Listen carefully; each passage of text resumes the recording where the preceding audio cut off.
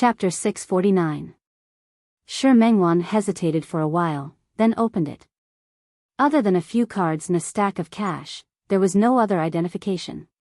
Shi Mengwan was about to close the wallet when she saw that the place where the photo was supposed to be was white. It seemed to be the back of the photo. A strange thought flashed through his mind. What kind of situation was this? Why didn't they show the front of the photo? She looked at the back of the photo and felt that she could see a secret. Out of politeness, she should put down her wallet and contact Jean Hauser to get it. But she really wanted to know whose photo was in his wallet. She reached for the photo and was about to pull it out. Miss Shi's manners seemed to be lacking. Didn't anyone tell you not to touch other people's things? The sudden voice at the door shocked her so much that she almost threw the purse in her hand. Although he didn't throw it out, it was close enough. Her purse fell on the table with a thud. She looked at the tall figure at the door and felt guilty. Mr. Jean? Jean Hauser stood at the door, expressionless. His thin lips were pressed into a straight line. His slender legs were now striding inside. With every step she took, Shi Mengwan felt as if the other party's footsteps were stepping on her heart. She tried to stand up, but found that her body was very weak. There was no strength in his legs at all. She could only press her back against the back of the chair she was sitting on. She wasn't a timid person, but she didn't have the confidence to be caught red-handed doing such a bad thing. Jean Hauser had already walked to the desk. He walked around the desk and stood in front of Shi Mengwan. Shi Mengwan blinked and tried her best to remain calm. Mr. Jean, my staff found this wallet. It is now returned to its rightful owner. She placed the wallet in front of Jean Hauser. Jean Hauser didn't take it. Instead, he bent down and looked at her. His gaze was too sharp. Even Shi Mengwan, who had seen many celebrities, felt a little scared when she was stared at like this. Mr. Jean, you're not going to play the game of mistaken identity anymore? What does that mean? Shi Mengwan blinked and took a few seconds to understand what he meant. Her face was a little red. She couldn't tell if she had mistaken him for someone else. Mr. Jean, if there's nothing else, we're already off work. She lowered her eyes, feeling an indescribable sadness in her heart. That year was deeply engraved in her heart, leaving an unerasable mark. But the person who had left such a heavy stroke in her life didn't remember anything between them. Shi Mengwan's rationality returned. She remembered that the man in front of her was no longer her dear brother. Now, he was Jean Hauser, another woman's boyfriend.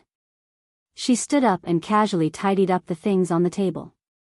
Just as he was about to leave, he realized that Jean Hauser was standing there without moving. She was about to reach for her bag when she paused. She thought about it, picked up the wallet again and handed it to Jean Hauser. Mr. Jean. Jean Hauser stared at her face for a long time, then reached out and took the wallet. The moment he took the purse away, his fingertips brushed against the back of her hand. His hands were a little cold. It was already past the Mid-Autumn Festival. Lin City was very hot during the day, but it was a little cold at night. However, she still felt that his hands were a little too cold. The moment he retracted his hand, he met Jean Hauser's gaze. He was still staring at her. His eyes were long and narrow, and his gaze was sharp. The bridge of his nose was high, and his thin lips were slightly pursed. Shi Mengwan stared at his lips and suddenly had an urge to lean forward and kiss his thin lips. His lips were as cold as his hands, or were they warm? Realizing what she was thinking, Shi Mengwan's face slowly turned a little red. She had never been in love before, and such a secret thought made her feel a little ashamed. Mr. Jean? Jean Hauser stared at her face and finally retracted his hand. He wrapped the money up. Shi Mengwan heaved a sigh of relief. The atmosphere was too awkward for a man and a woman to be alone in the same room. However, Shi Mengwan quickly realized that she was happy too early. Her studio was on the third floor of an office building in a pretty good area in Lin City. There was a corridor that wasn't long from the studio, and then there was the elevator. When the two of them walked to the elevator together, Shi Mengwan realized that she was going to take the elevator with Zhang Haoze. Realizing this, she took 2 steps back. Zhang Haoze happened to press the elevator button at this moment. When he saw her actions, he turned around and glanced at her. Mr. Zhang, you go first. I seem to have forgotten to lock the door. As she spoke, she took another step back. The elevator arrived at this moment, and Zhang Haoze stood there without moving. You locked it just now. Huh? When I came out, you locked it. Was that so? Shi Mengwan felt inexplicably awkward. The elevator opened, and Zhang Haoze stood there looking at her. She had no choice but to grit her teeth and quickly walk into the elevator. Zhang Haoze looked at her back and followed her into the elevator. The door closed, and only the 2 of them were left in the narrow space. Shi Mengwan had never been like this before. The short 3 floors made her feel like a year. Zhang Haoze was standing less than 50 centimeters away from her. She could even smell the scent on his body. It was faint, similar to the scent of mint. The last time she thought he was her dear brother, she smelled the same scent. She moved to the side without a trace, putting some distance between the 2 of them. When she looked up, she realized that Zhang Haoze was staring at her face. Her moving footsteps were frozen there. Her face was a little hot.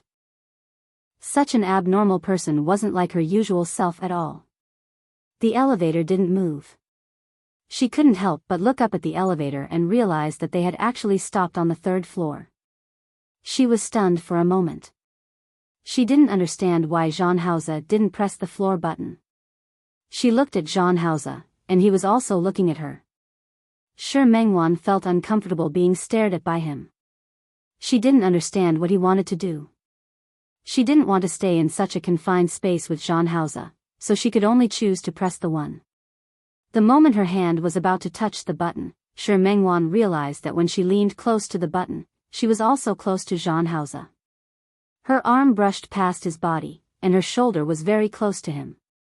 Such a close distance made Shi Mengwan momentarily lose her composure.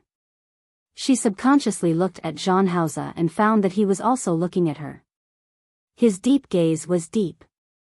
She couldn't see the meaning in his gaze, but she instinctively murmured those 3 words. Dear brother? Zhang Haoze's gaze suddenly changed and became a little more gloomy. Shi Mengwan was shocked by the sudden change in his gaze and subconsciously wanted to retreat. However, she forgot that she was leaning forward at this moment.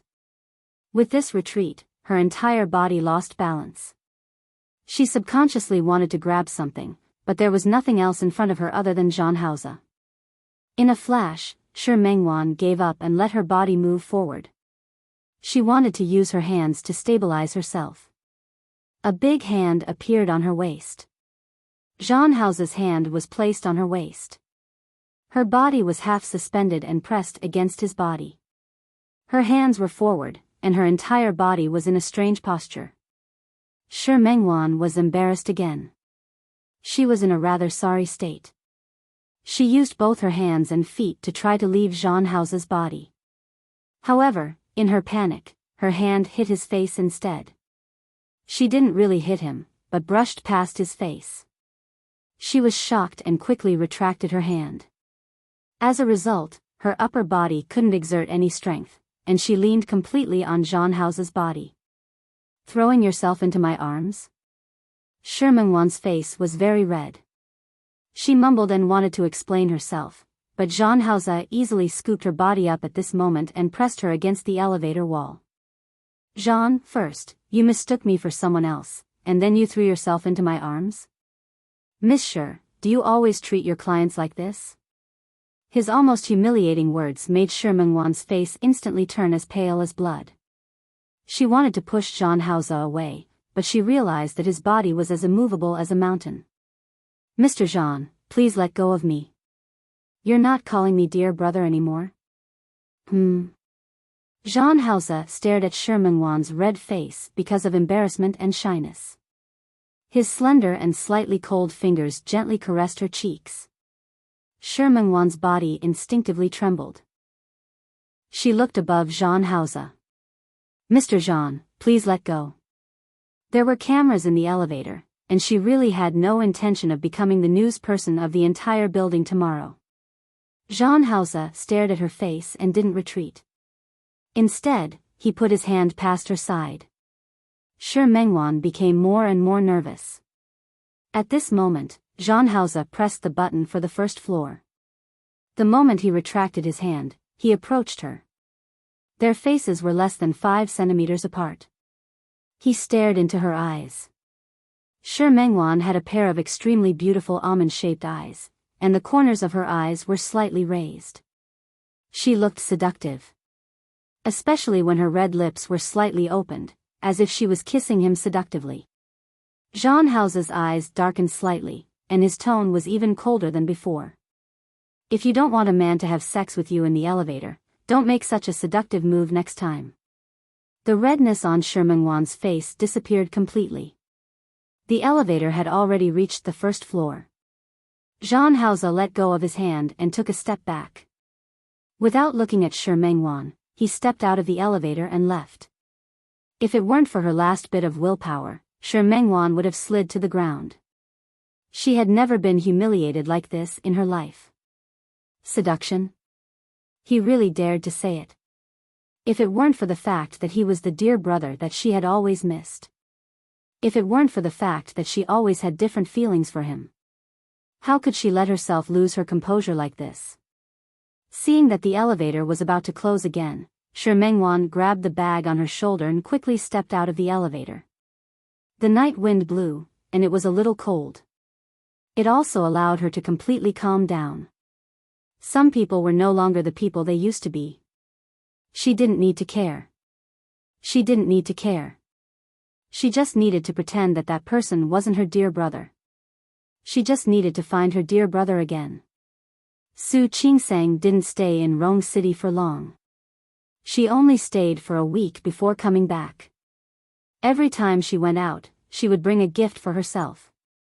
This time was no exception. Shi Mengwan had something on her mind. But she couldn't let Su Qingsang see it. She used her laughter to distract Su Qingsang's attention. She didn't realize that there was something wrong with her. After all, he was the dear brother that she missed so much. Shi Mengwan couldn't stand him talking to her like that. Fortunately, she was used to adjusting her mood. Within 2 days, she let herself put this matter aside. Chen Feifei came again later, but she came with a friend of hers. Not seeing Jean Hausa, Shi Mengwan couldn't tell whether she was disappointed or relieved. Half a month had passed. That day, Su Qingsang rarely had time and said that she wanted to treat her to a meal. The two sisters hadn't had a gathering for a long time. Shi Mengwan went and found that Hu Jinyao was also there. At first, she was a little uncomfortable, but now she was completely used to it. With Hu Jinyao and Su Qingsang at the scene, it wouldn't be called showing off. It was called dog butcher. The two of them had to show off their love during a meal, which made her a little speechless. After a few teasing words, she felt a little stifled. They didn't even talk about dating and jumped straight to marriage. They were also doing very well now. Maybe she really had to listen to Su Qingsang's suggestion and forget her dear brother and find a man. Maybe he could be like Su Qingsang and Hu Jinyao. Although she thought so, she clearly knew that it was unlikely. After separating from Su Qingsang, Shi Mengwan wasn't in a hurry to go home. Feeling a little annoyed, she unconsciously drove the car to the entrance of a small alley. The alley was very dark, and only the intersection had a faint light. Shi Mengwan didn't feel afraid. She stared at the small alley. She could almost imagine what kind of scene it would be like if she were to pass through this alley. It had been more than 10 years. Many places in Lin City had changed, but this place hadn't changed until now. Passing through the entrance of the alley, there were small alleys on both sides. They were of different sizes, and there were many people living there. Almost all the people at the bottom of Lin City's society lived here. She looked at the hidden darkness behind the intersection and got out of the car. She was very bold today.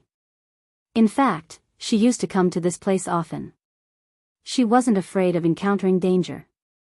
Although the people here weren't very friendly, there really weren't any bad people. There was a breakfast stall at the outermost part of the alley. It was closed now. Further inside, there was a small shop. It was also closed today. She still remembered that she was very hungry at that time.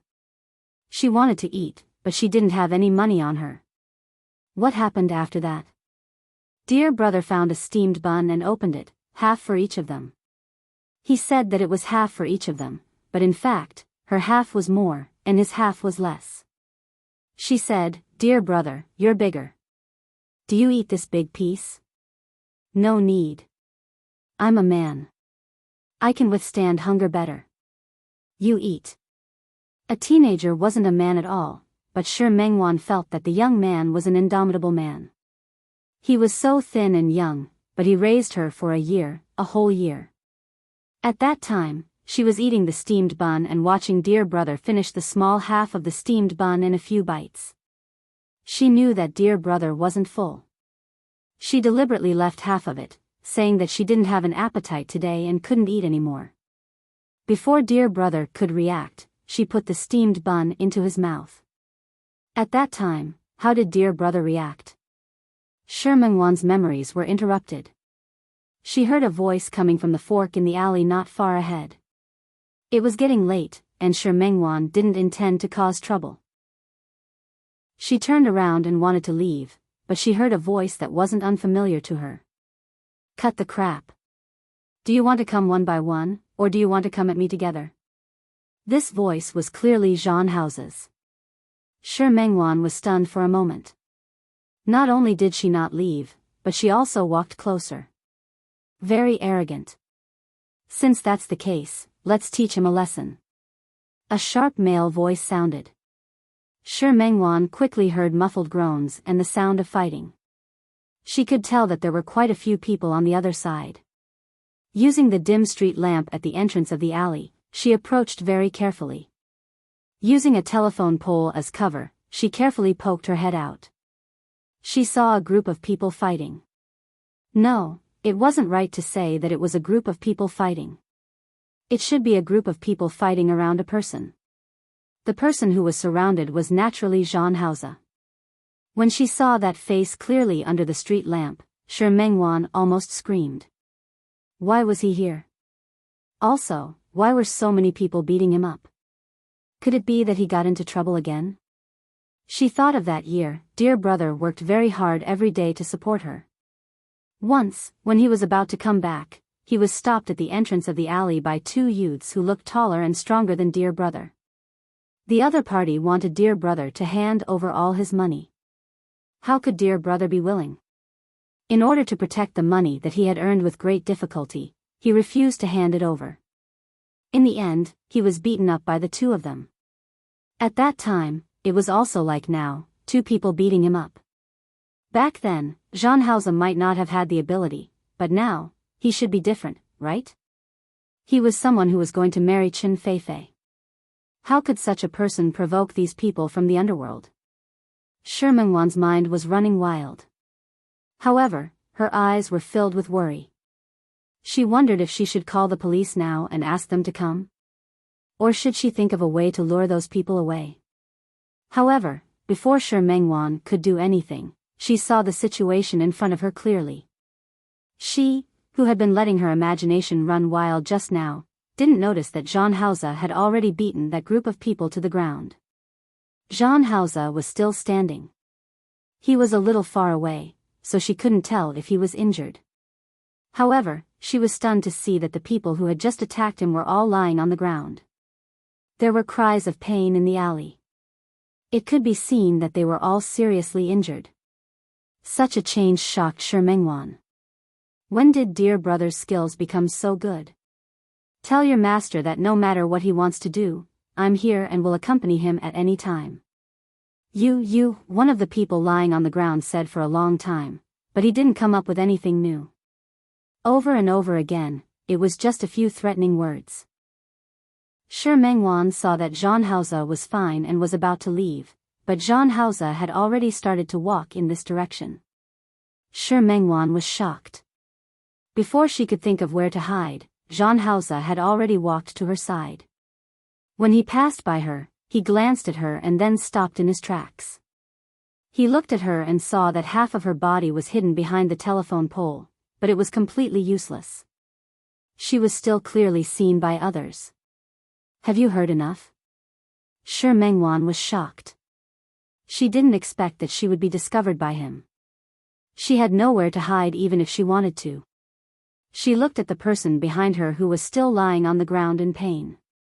Shi Mengwan took a big step back.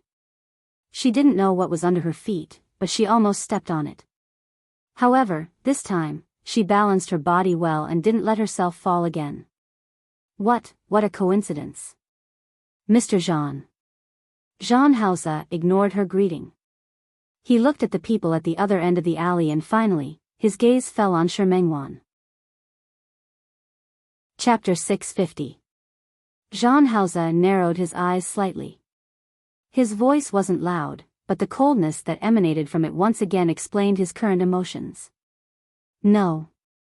Shi Mengwan quickly explained, I didn't follow you. I just happened to pass by. Passing by? Jean Hausa's gaze became sharper. Passing by here? Shi Mengwan was a little embarrassed. Indeed, he wasn't here to pass by. He was only here to reminisce about the past. She couldn't help but glance at Jean Hausa. What about him? He should be considered a successful person now, right? Why did he appear here? Realizing that she had asked that question out loud, Shi Mengwan's expression became a little more uncomfortable. Jean Hausa didn't answer her question. He stared at her face and suddenly approached her. Does Miss Shi live nearby? No. Then why is Miss Shi here? His slender legs took a step forward and successfully fixed Shi Mengwan's body between her and the telephone pole. Facing such a predicament again, Shi Mengwan felt a little uncomfortable. She leaned back and didn't try to push him away. She knew the difference in strength between the two of them. Is this your home? This was the second time he had faced such a situation, especially when they had such an unpleasant meeting the last time. Shi Mengwan's tone wasn't very polite.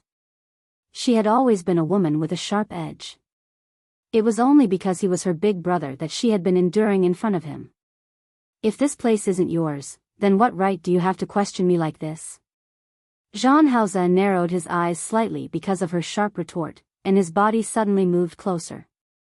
He lowered his body and confronted Shi Mengwan.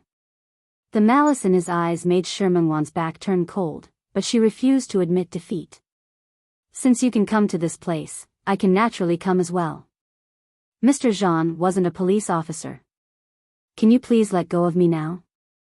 You want me to leave?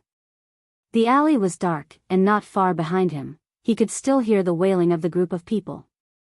In front of him was Jean Hausa's body. No matter how he looked at it, the atmosphere was very strange. Shi Mengwan didn't want to stay any longer, so she saw that Jean Hausa didn't plan to move aside. She stooped and tried to escape sideways. Jean Hausa did not move. When she retreated, she touched his arm. He heard an extremely soft, muffled groan. Shi Mengwan, who could have left, suddenly stopped in her tracks. She looked at Jean Hausa, who was standing next to her, and her gaze fell on his arm. She saw the faint blood stains on his elbow. You're hurt? Shi Mengwan suddenly lost her cool. Instinctively, she held his arm. Are you okay? Jean Hausa frowned slightly. He didn't even notice that he was injured.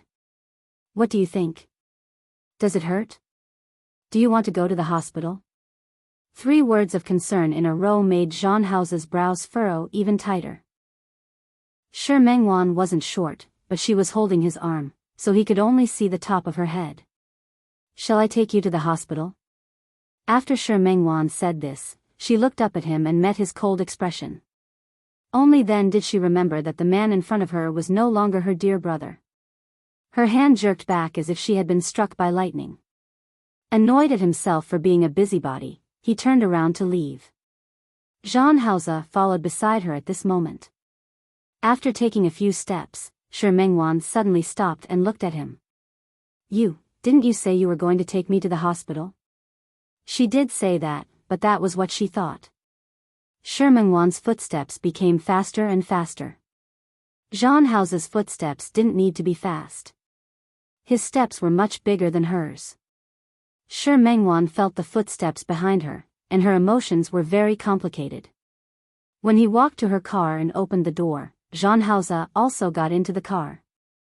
She sat in the driver's seat and looked at Zhang Hao. Mr. Zhang said that I seduced you yesterday. Aren't you afraid that you won't be able to escape if I pester you? The night was blurry. The dim streetlights made her facial features look hazy, and her watery eyes were a little provocative. Drive. Zhang Hao retracted his gaze and didn't look at her again. He leaned back against the back of the chair. Shi Mengwan gritted her teeth and wanted to chase Zhang Hao out of the car. She glanced at his side profile and started the car in the end. Don't go to the hospital. 5 extremely faint words. If it weren't for the silence in the car, Shi Mengwan wouldn't have heard it. She couldn't help but look at him again. She found that Zhang Hao's eyes were half closed and he was leaning against the car seat as if he was about to fall asleep. Shi Mengwan retracted her gaze and stepped on the accelerator. On the way, Shi Mengwan turned around and looked at Zhang Hao.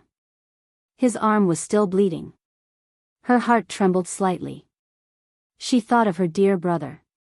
More than 10 years ago, Shi Mengwan, who was only 12 years old, got lost from her parents. Although she said she got lost, she actually ran away from home. She was from Lin City, but she wasn't from Lin City.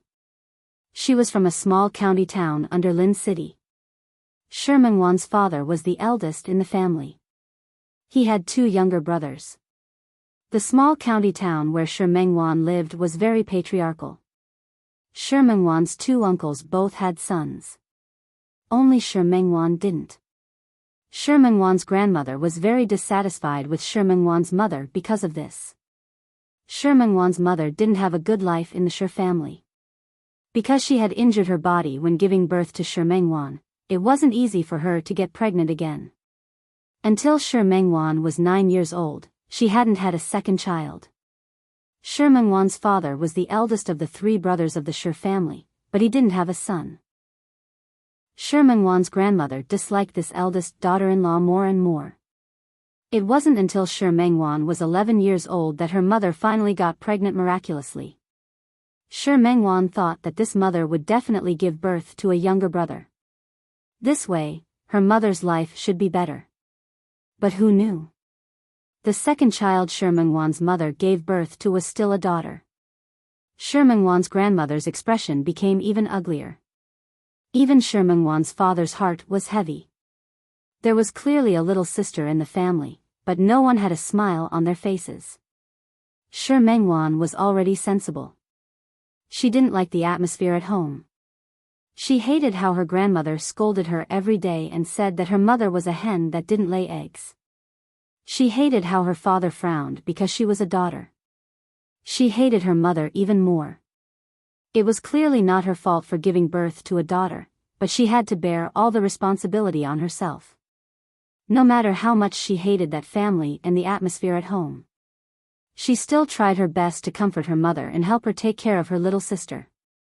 She comforted her mother and told her that giving birth to a boy or a girl wasn't something she could decide alone. She didn't need to blame herself or feel guilty.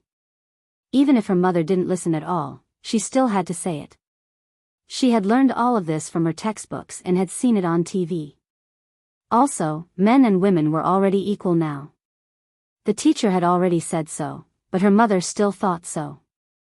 She was backward and ignorant. Regardless of whether her mother listened or not, she tried her best to maintain the peace and harmony in the family. Until she heard her grandmother persuade her father to send her sister away. She could give birth to another child then.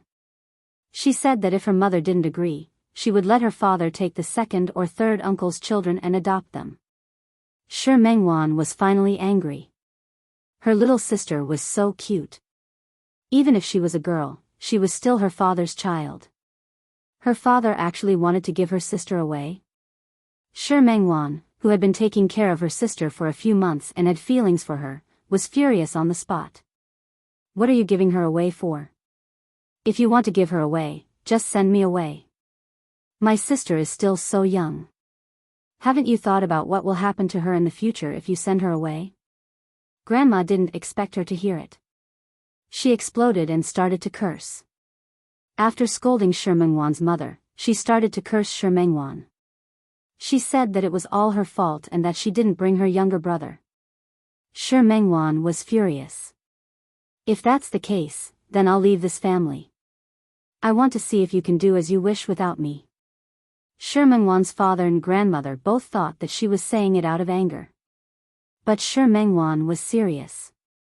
She really ran away from home. She took her usual New Year's money and pocket money and directly picked a car from town to the county town. That day, there was still the last bus to Lin City in the county town. Shi Mengwan was really bold. She got on the bus to Lin City just like that. But it wasn't until night fell and the car stopped at Lin City station that she realized what she had done in a moment of impulse. She, a 12-year-old girl, had run away from home just like that. Shi Mengwan, who got out of the car, had a moment of regret. She had never left home in her life. All her knowledge of the world, other than school, was books and television. Holding the little money she had left, Shi Mengwan didn't know where she could go or what she could do. Sister Xiuxiu, who lived next door, said how much money she could earn a year working outside. But she was too young now. At the age of 12, although she was already close to 1.5 meters tall, she was still a child. Moreover, she didn't have a degree. She hadn't even finished junior high school. How could she find a job? She walked along the streets of Lin City Station. The more she walked, the more remote she became. Later, she walked to this area. This was the famous civilian area of Lin City. At that time, although this place wasn't dirty and messy, it definitely wasn't very clean. Shi Mengwan got hungry as she walked. She picked a small shop and bought a piece of bread and a bottle of water to fill her stomach. However, she didn't know that she was being targeted. Although she was only 12 years old, her mother was a famous beauty in the area. Although Father Shi's personality wasn't strong enough with his grandmother, he was also very good-looking. Shi Mengwan perfectly inherited all of her parents' traits. She had almond-shaped eyes, willowy eyebrows, delicate skin, and shiny black hair. The 12-year-old Shi Mengwan could already foresee what kind of beauty she would be when she grew up. What would a lonely and beautiful little girl experience? Shi Mengwan wasn't an idiot. Although she lived in a small county town, the teachers would also give safety education. When she was eating the bread, she realized that someone was staring at her from not far away. At that moment, Shi Mengwan was very flustered. Once again, she began to regret her impulse. But for her to go home now, not only did she have no choice, but she also didn't want to. Her family wasn't poor, but they weren't rich either. After buying the bus ticket, she didn't have much money left. Even if she wanted to go home now, she didn't have the money to buy a ticket. More importantly, she didn't have a car to go back now. She looked at the two people who looked like hooligans staring at her from afar. She gritted her teeth and entered the small shop again. She took the opportunity to buy another piece of bread and made a bet with herself. She told the shop owner that she was being followed. She asked the lady boss if there was a back door in the shop. She wanted to leave through the back door. Fortunately, the lady boss was a good person. She told Shi Mengwan that there was a small door at the back, beside the bathroom. However, she also told her that after leaving this place, there would be a small alley, which was intricate. It was easy for people who didn't know to get lost here.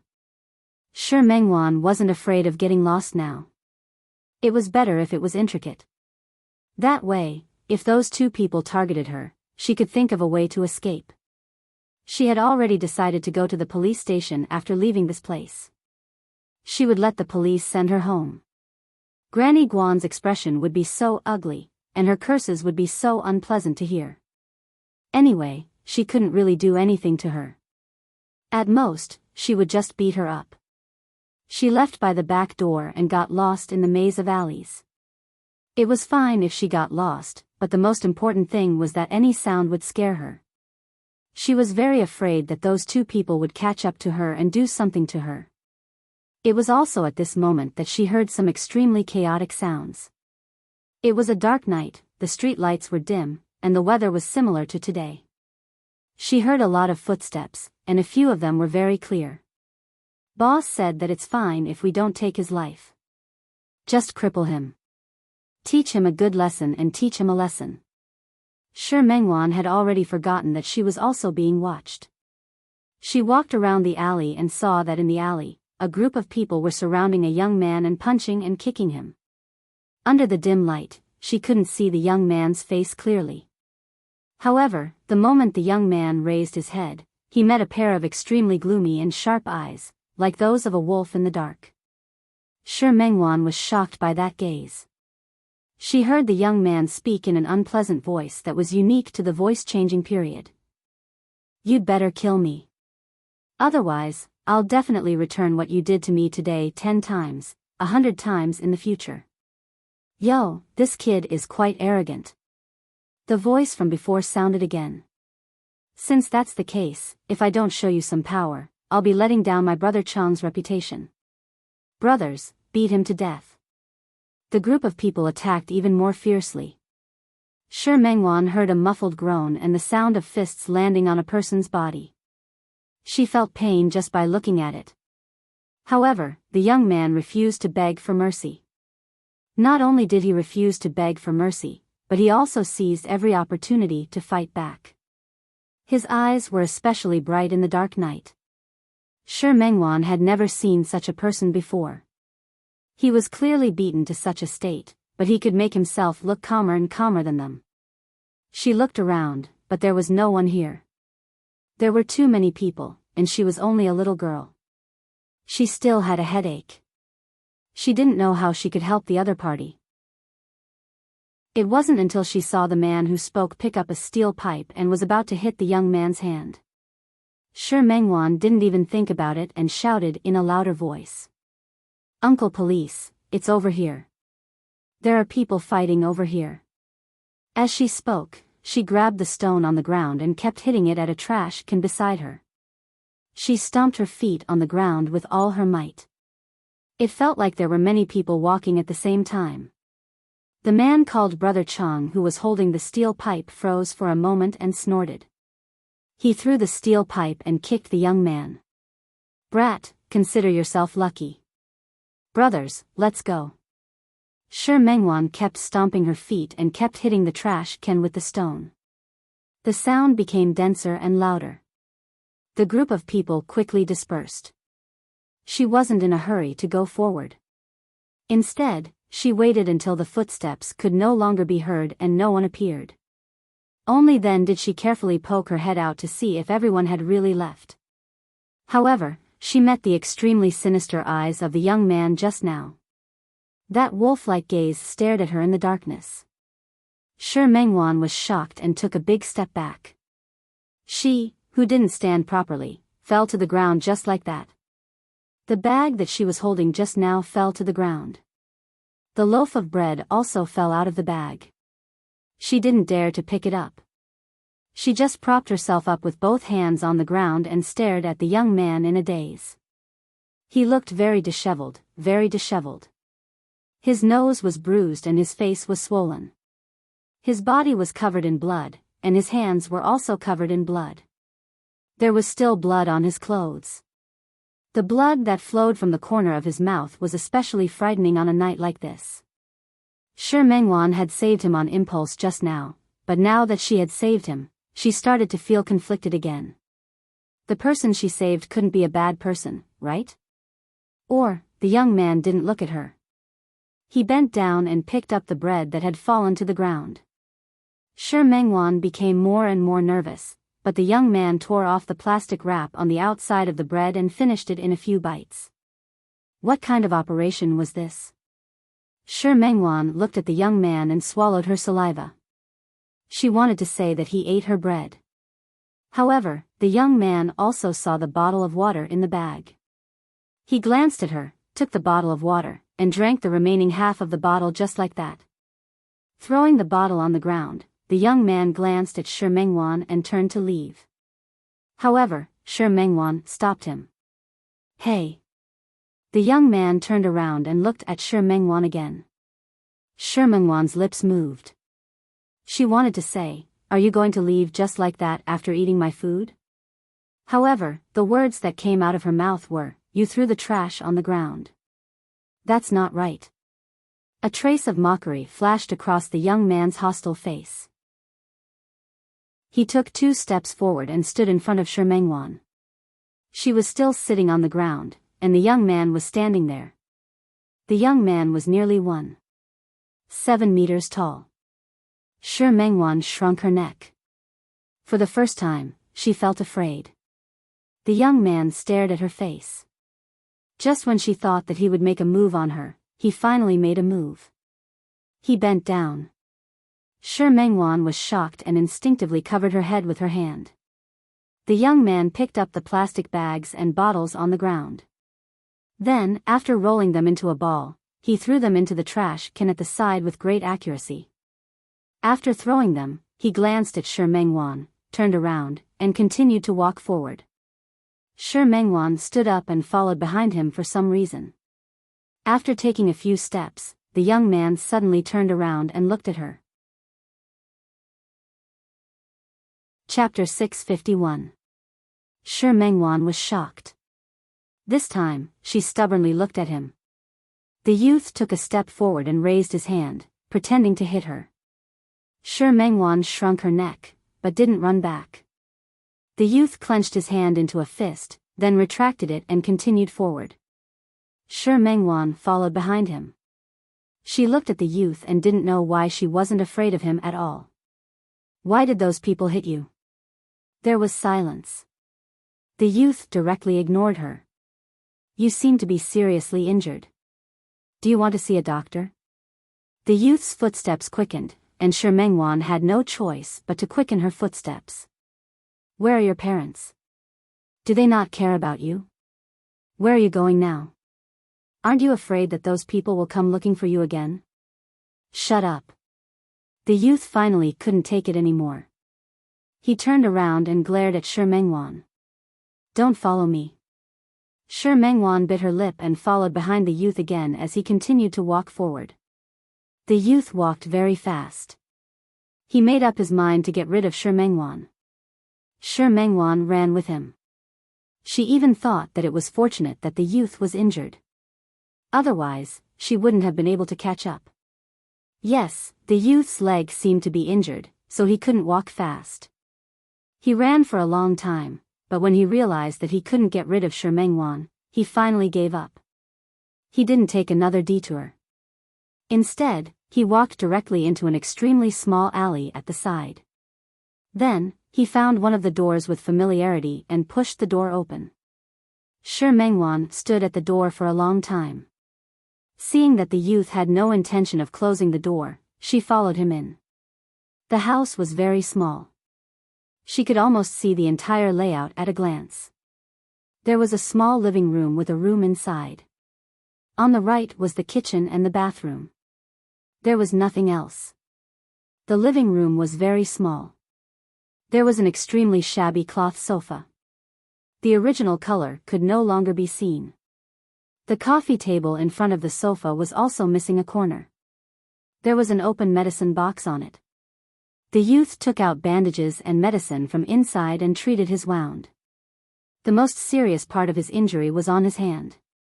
And with just one hand, he couldn't apply good medicine to himself.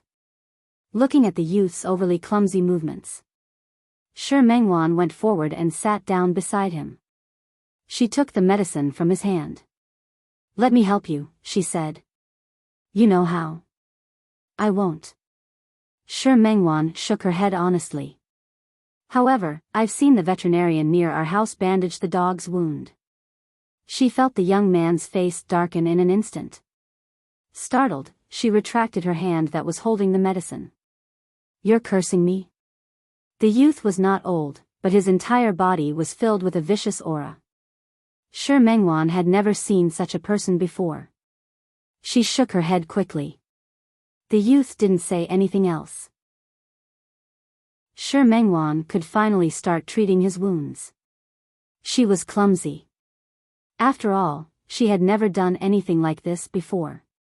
The youth kept gritting his teeth, as if he was enduring something. After more than half an hour, she finally treated all the wounds on the young man's body. The rest of the youngster's body was covered with superficial wounds. The more serious ones were on his feet and elbows. She finished bandaging the wound and found that it was very ugly. For a moment, she looked a little ashamed.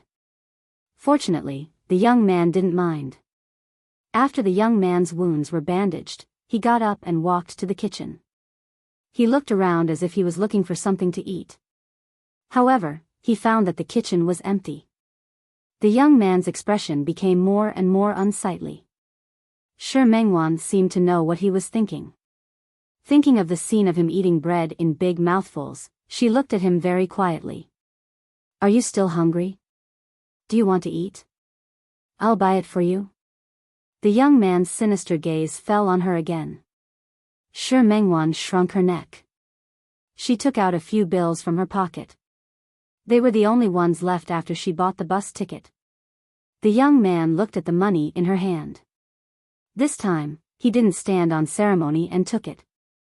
Stay here and don't run around. The young man's voice was changing, so his voice was actually a little unpleasant to hear. Coupled with his vicious face, ordinary people might feel afraid. However, Shi Mengwan didn't feel afraid. Strangely, she always believed that the young man wouldn't hurt her. After the young man left, she took a look at the house and tidied it up. Actually, there was nothing to tidy up. This place was too dilapidated and old. There was nothing at all. However, she was the eldest daughter of the family, so she was used to doing these things. Not long after she tidied up, the young man came back with 2 servings of fried rice noodles in his hands. Later, Shi Mengwan found out that the alley extended in all directions. There were many places to go, and there were many places to sell supper. Although this fried rice noodle stall was just a roadside stall, the taste was very good and it was very cheap.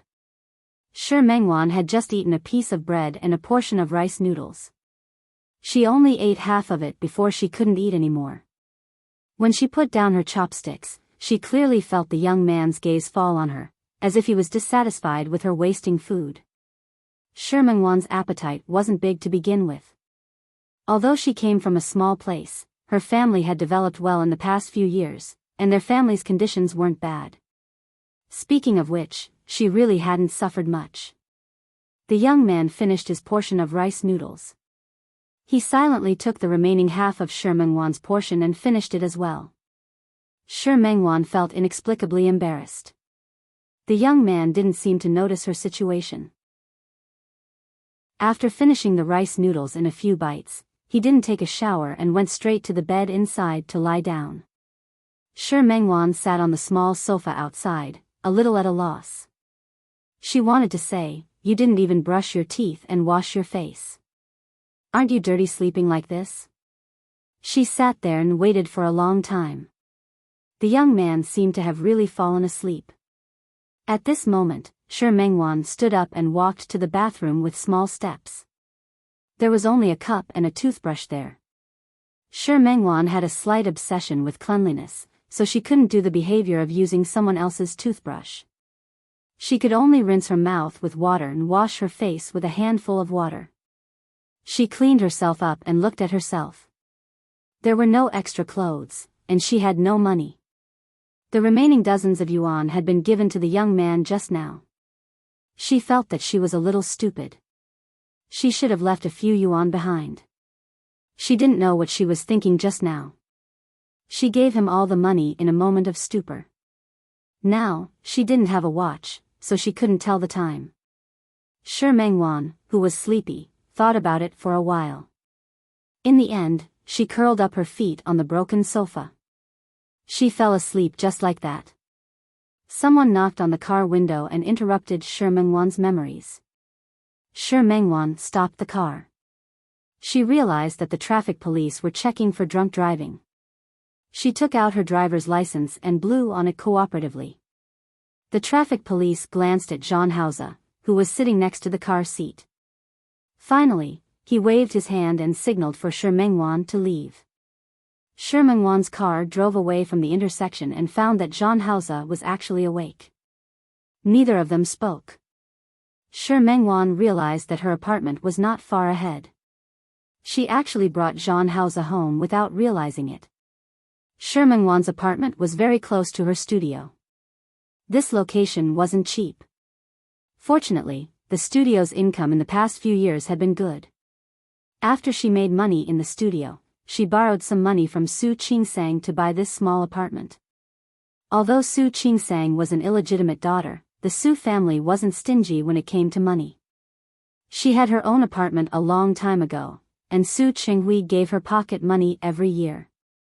When she knew that Shi Mengwan wanted to buy a house, Su Qingsang was quite generous and lent her all her money. Shi Mengwan had been working hard to draw pictures these few years and paid back the money she owed Su Qingsang. She also saved some money. 2 rooms and 1 living room. Although it was small, it had all the necessary facilities. Although it couldn't compare to the Su family's mansion, it was still bought by her own hands. One of the 2 rooms was used as the master bedroom, and the other was used as a study and design room. When she was inspired, she must have a set of drawing tools in front of her. The living room wasn't big, but there was a large balcony. From here, she could see the landmarks of Lin's city in the distance, as well as the large green area under the community. Overall, Shi Mengwan was very satisfied with her own state. She was still young, but she had her own studio, a house, and a car. Shi Mengwan entered the door silently. Instead of greeting Zhang Haoze, she went to the living room cabinet and took out the medicine box. Zhang Haoze stood in the living room, as if he was looking at the environment in front of him. Shi Mengwan glanced at him and sat down on the sofa. Zhang Haoze took a few steps forward and sat down as well. The house was warm-toned and very cozy. The sofa in the corner wasn't big, but it was very comfortable to sit on. Shi Mengwan opened the medicine box, glanced at Zhang Haoze, and motioned for him to take out his hand. He was wearing a light-colored shirt today. The blood was stained on the shirt and had already stuck to the flesh. Shi Mengwan's expression didn't look too good. Everything in front of her was developing in a strange direction. For a moment, she thought that the person in front of her was her dear brother. She even suggested to send him to the hospital, but in the end, she brought this man home. She skillfully cut open the man's sleeve and looked at the wound on it. Fortunately, it wasn't very serious. If he needed stitches, he would really have to go to the hospital. Her movements were very skilled. It was obvious that she had specially practiced it. Speaking of which, could her skills be like this? It was really because she had bandaged her dear brother's wounds too many times. She thought of that unruly youth again. She knew him from the time he was beaten up. After that, he would always fight with others from time to time and get injured from time to time. From the beginning, she was clumsy, but later on, she skillfully treated all kinds of wounds for him. Realizing that she had associated Zhang Haoze with her dear brother again, Shi Mengwan's expression didn't look too good. They weren't the same person, not the same person. She kept reminding herself to keep herself awake. Her movements were very fast, and the wound on Zhang Haoze's hand was quickly bandaged. She looked at Zhang Haoze's face again. The corners of his face were sharp, and his wheat-colored skin was smooth and tight. It seemed that his fighting skills had also improved. After all, every time he was beaten in the past, there would be injuries on his face. She was looking at Zhang Haoze, and Zhang Haoze was also looking at her. He seemed to be able to tell that Shi Mengwan was a little absent-minded. Chapter 652. Shi Mengwan didn't notice Zhang Haoze's gaze. Her thoughts were a little adrift. For so many years, she had been searching. At first, he was filled with hope, but later, he felt that his hope was getting slimmer and slimmer. She didn't forget her dear brother, but she kept him in the depths of her heart. She would not easily recall it, otherwise, she would feel very uncomfortable. But ever since she met Jean Hauser, she had been reminiscing about the past more and more. She didn't like it very much. The more she recalled, the more it reminded her that she and dear brother might not be fated to be together. Just like today, she had already regarded Jean Hauser and her dear brother as two different people, but she saw this side of Jean Hauser. For a moment, she was in a trance, as if she had returned to more than 10 years ago. He was the same, always arguing with others, always fighting with others. She could not help thinking of them as one person. It was too similar. Not only her looks, but also, suddenly, an enlarged face appeared in front of him. The malicious eyes that were no different from those in her memory stared at her. Shi Mengwan was startled and took a step back. Behind her was the sofa, and her back touched the back of it. Jean Hauser's body leaned over, and Shi Mengwan gulped. "Mr. Jean, the wound has been bandaged. You can go now." Jean Hauser pursed his lips slightly and looked at the nervousness on Shi Mengwan's face. He stretched his hands forward and placed them on her sides. "Where are you going?" Shi Mengwan blinked. "Where to?" Of course, it was to leave this place. "Mr. Jean, this is my home." "I know this is your home. When you brought a strange man home, didn't you think about the consequences?" Seeing that Jean Hauser's face was getting closer and closer, Shi Mengwan pressed hard against his chest. "Mr. Jean. Sorry for the misunderstanding. She couldn't say the rest of her words. She just thought of him as her dear brother. She just replaced the past memories in front of her. However, the man in front of her did not know her and did not admit that he was her big brother. In short, it's all a misunderstanding. It's getting late, and I still need to rest. Please go ahead." Jean Hauser's body blocked her way. Shi Mengwan didn't move, nor did she escape. She didn't want what happened in the elevator to happen again. "Mr. Jean, can you make way?" Jean Hauser stared at Shi Mengwan's face for a long time, and finally stood up very slowly. Shi Mengwan didn't relax because he stood up. The other party was too tall. She was nearly 1.7 meters tall, and her sitting posture only made the other party look even taller. She didn't know that when her eyes stared at Jean Hauser's face with vigilance, there was an infinite flirtatious look in her eyes. The corners of her eyes were slightly raised, and there was a seductive air about her. But she was completely unaware of her own charms. Jean Hauser stood there, not in a hurry to leave, nor was he in a hurry to move. Shi Mengwan was a little nervous. She gulped. His eyes were filled with anticipation. Jean Hauser's eyes darkened at his eagerness to leave. Not only did he not leave, but he also leaned down. Shi Mengwan felt more and more nervous and leaned back. It was almost a silent invitation.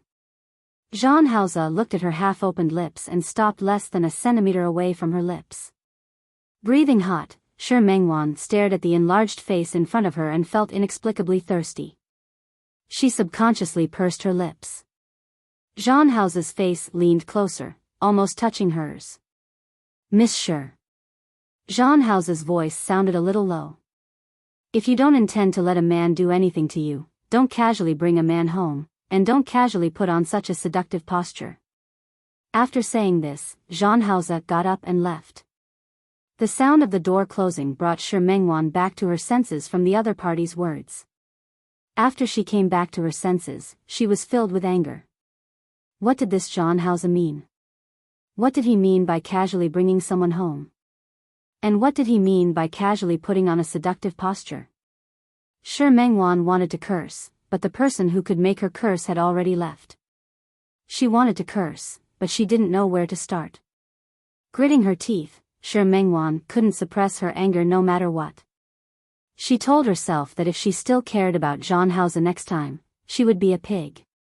She was so angry.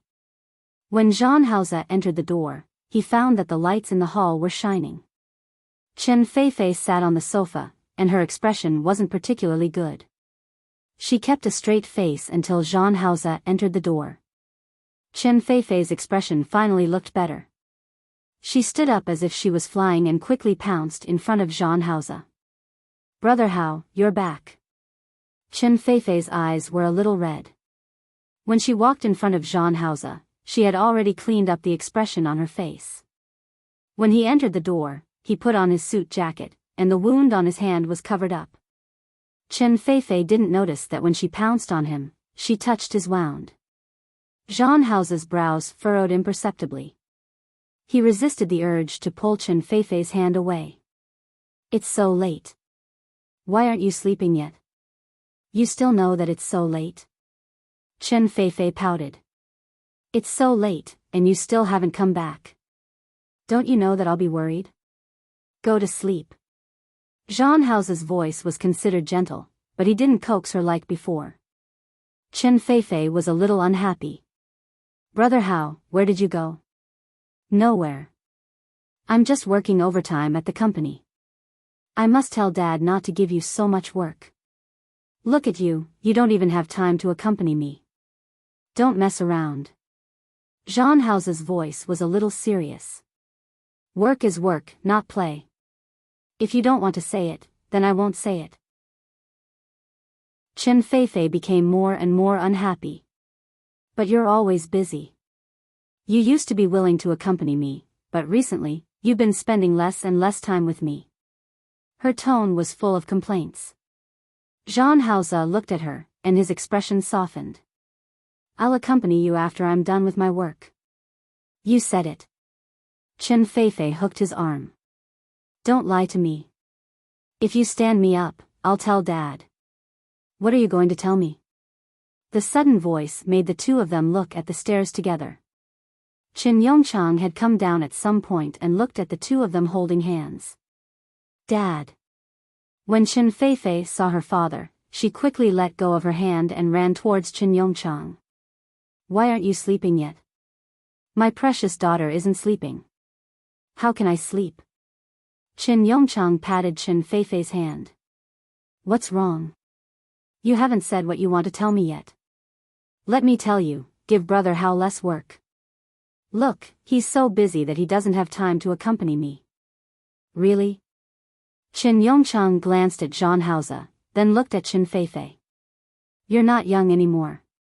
Don't be too willful. Hauser is someone who wants to do great things.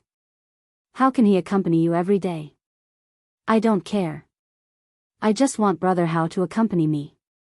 It was rare for Qin Feifei to be willful. Her tone was full of coquettishness. Qin Yongchang couldn't do anything about this daughter. Good. But it's getting late now, you should go to sleep." Then Qin Feifei looked at Jean Hauser, wanting him to send her back to her room. "Go to sleep first. I have something to discuss with Hauser." "Got it." Qin Feifei pouted, her face full of unhappiness. "Dad hates it the most. It's not enough for Brother Hao to help you during the day, but at night, you still want to snatch him from me." "Feifei," Qin Yongchang called her name. Qin Feifei was unhappy. She stomped her feet and went upstairs. A grown girl really can't be kept at home. Qin Yongchang looked at his daughter, glanced at Jean Hauser, and walked towards the study. Jean Hauser followed behind him silently. The study was on the first floor.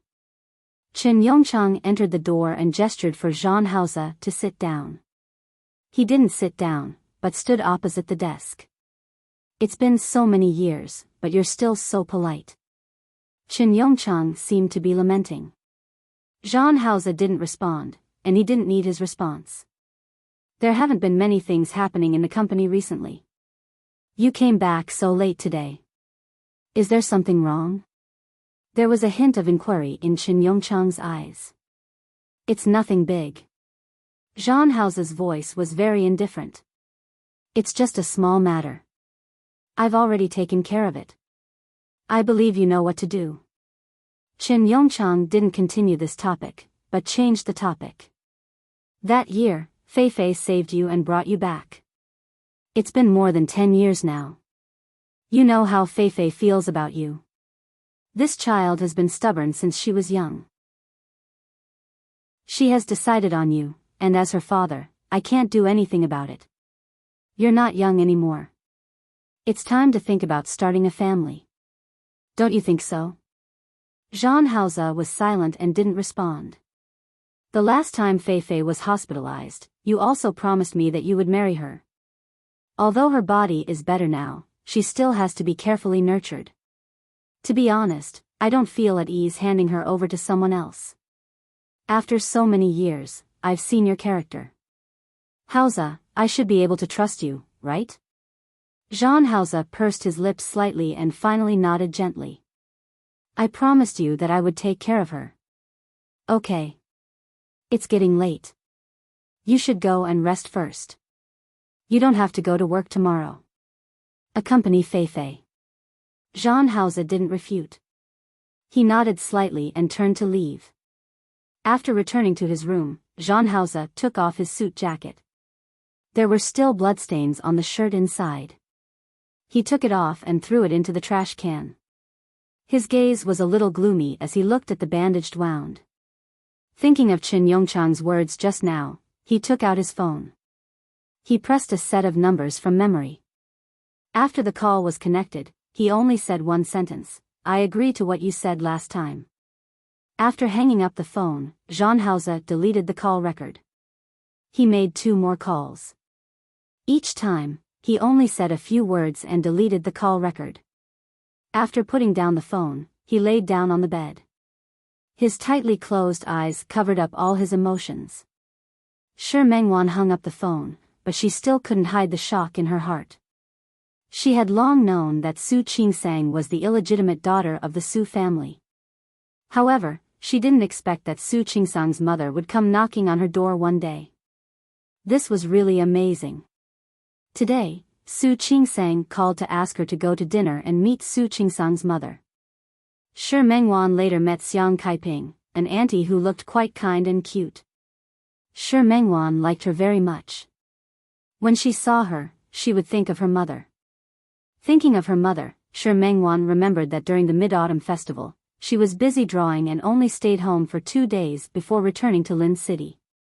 Later, her mother called, and her words were full of disappointment. Perhaps, she should choose a day to go back again. It was winter in Lin City, and the weather slowly turned cold. That day was designer Tong Yan's birthday.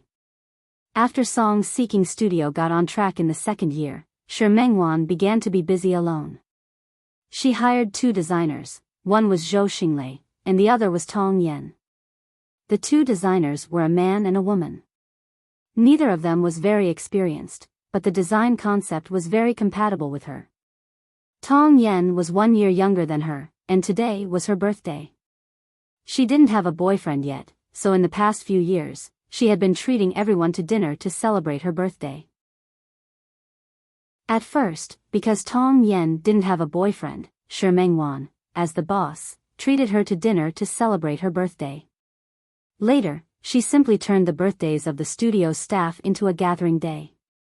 When it was time to get off work, Shi Mengwan brought her assistant Xiao Ji, secretary Xiao Qiu, and design assistant Shang Ji into her car. The other design assistant, Qing Jiang, followed Tong Yan into Zhou Xinglei's car. The 7 of them went to Chaowen Courtyard together. In the past, Shi Mengwan didn't spend so much money, but since Su Qingsang got married, Hua Jinyao often gave her all kinds of expense cards. In the past, Su Qingsang foolishly thought that their company had good benefits. Only now did she know that it wasn't good benefits. It was simply President Hua using all kinds of excuses to please his wife. Especially since Hua Jinyao's identity was known in Lin City, there were too many people who wanted to please Hua Jinyao. Many of the membership cards in her hands were given by Su Qingsang. It had to be said that the title of Mrs. Hua was very useful. Shi Mengwan brought her 6 employees into Chaowen Courtyard. The chefs here could cook specialties from all over the country. Although Shi Mengwan was from the south, her taste was heavy and she liked spicy food. She ordered 2 spicy dishes and left the rest to Tong Yan, the birthday girl. Halfway through the meal, Shi Mengwan received a call. She asked Xiao Qiu to take care of them while she went outside to get the cake. Yes. As a good boss, ordering a cake for her employees was also one of her considered actions.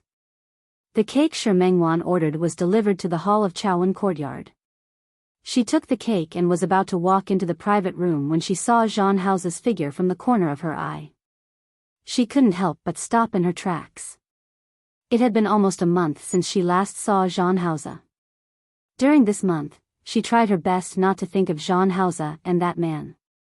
She kept hypnotizing herself and telling herself that that man was no longer her dear brother. He was a hooligan, a bastard. He liked to mock her and look down on her. However, she didn't expect to see Zhang Hao again when she was about to succeed. He was standing in the corridor with a woman standing beside him. That woman wasn't Chen Feifei, but someone else. When Shi Mengwan was about to enter the private room, she saw the woman fall into Zhang Hao's arms, and Zhang Hao's arms were around her waist. That scene made Shi Mengwan frown. She couldn't tell what she was feeling. Dear brother could probably only become a shadow in her memory. She turned around and entered her private room without looking back. What she didn't see was that after she left, Zhang Hao's hand had already left the woman's hand. I'm really sorry, President Zhang. Ling Shui steadied herself and slowly removed her hand from Zhang Hao's hand. The heels were too high and I couldn't stand firm. I almost bumped into President Zhang. It's okay. Zhang Hao was expressionless. Your father is still waiting for us in the private room. Miss Ling, please. President Zhang, you actually don't have to be so polite. Ling Shui nodded at Zhang Hao. Speaking of which, I'm about the same as President Zhang. You, Miss Ling, come and go like this. Isn't that too polite? Why don't you call me by my name, Ling Shui? Ling Shui was pretty good looking. She was also very confident in her family background and appearance. At this moment, her gaze at Zhang Hao was naked and direct. She almost said it out loud, I'm interested in you as a man. Zhang Hao's expression didn't change. He took 2 steps forward and opened the door of the private room. Miss Ling, please. Ling Shui took a deep look at Zhang Hao and slowly entered the door. Ling Shui's father was the chairman of a company that worked with the Qin family. Recently, the 2 companies were discussing a cooperation project. Qin Yongchang's health hadn't been good these few days, so he handed this matter to Zhang Hao. Today was the day to sign the contract. Originally, after the contract was signed, it would be over. However, the other party was a business partner after all. Qin Yongchang asked Zhang Hao to do his part and treat the other party to a meal. The place was set at Chaowen courtyard. Zhang Hao brought his secretary, Lu Xian, over. And Chairman Ling brought his daughter, Ling Shui. It was inevitable that they would have to drink at the dinner table. Zhang Hao's alcohol tolerance wasn't bad. This was also the reason why Qin Yongchang was at ease to let him come out to socialize. Lu Xian tried to block it, but Zhang Hao still had to drink the wine from Chairman Ling. After 3 rounds of drinking, Chairman Ling looked drunk. Brother Zhang, I really admire you. You're so young, but you're so capable. Brother Yongchang is really lucky to have a talent like you. Chairman Ling, you're too polite. Zhang Hao didn't take such praise seriously. There wasn't much pride on his face. Chairman Ling was also someone who had been in the business world for many years. He really admired Zhang Hao, who didn't show his emotions and strive to be perfect in everything he did. He envied Qin Yongchang's good luck and couldn't help but look at Ling Shui again. Come, Shui. Let me toast Brother Zhang again. Ling Shui picked up her wine glass and toasted Zhang Hao. President Zhang. President Zhang, let me toast you. Zhang Hao didn't decline. He picked it up and drank. Ling Shui smiled. She glanced at Chairman Ling. Dad, I've already toasted you. Now it's your turn. Good, good, good. Chairman Ling raised his wine glass. Brother Jean, let me toast you. I wish us a happy cooperation. Happy cooperation. Jean Hauser drank it in one gulp again. Liu Exan wanted to stop him, but he couldn't. Jean Hauser drank a lot. When he was about to leave, Chairman Ling stood up. Brother Jean, I drank a little too much today. I drank a little too much today. Do you mind letting your secretary send me home? I don't mind. Liu Exan didn't drink much today. Jean Hauser called him over so that he could send Chairman Ling and his daughter home after he got drunk. He watched as Chairman Ling left with Liu Exan. Jean Hauser stood up and planned to leave as well. However, the door of the private room was opened again. This time, Ling Shui came in. President Jean, why aren't you leaving yet? Miss Ling? I dropped something. Come up and look for it. As Ling Shui spoke, she started to look for it in her original seat. Jean Hauser wasn't in a hurry to leave out of politeness. What are you looking for, Miss Ling? A necklace. Ling Shui pointed at her neck. I was wearing it just now. I don't know why it's gone now. Jean Hauser frowned slightly. Just as he was about to say goodbye, Ling Shui raised her head and looked at him. President Jean, do you mind helping me look for it? I don't mind. At this time, Jean Hauser couldn't refuse. He was still working in Shen Yongchang's company, and the person in front of him was still his collaborator. He bent down and helped Ling Shui look for her necklace. The table in the private room was very big, and Ling Shui was beside Jean Hauser. She was wearing a V-neck dress today. When she bent down, Jean Hauser could see the scenery when she lowered her head. He turned his face away without any fluctuation, but Ling Shui exclaimed at this moment. Here. As she spoke, she reached out her hand in his direction. As the two of them were squatting, Jean Hauser didn't notice and was actually knocked to the ground by Ling Shui's suddenly approaching body. Ling Shui's hand reached behind Jean Hauser. This way, she was almost sticking to Jean Hauser's body. I'm sorry, President Jean. Ling Shui picked up the necklace. Jean Hauser didn't say anything and waited for her to leave his arms.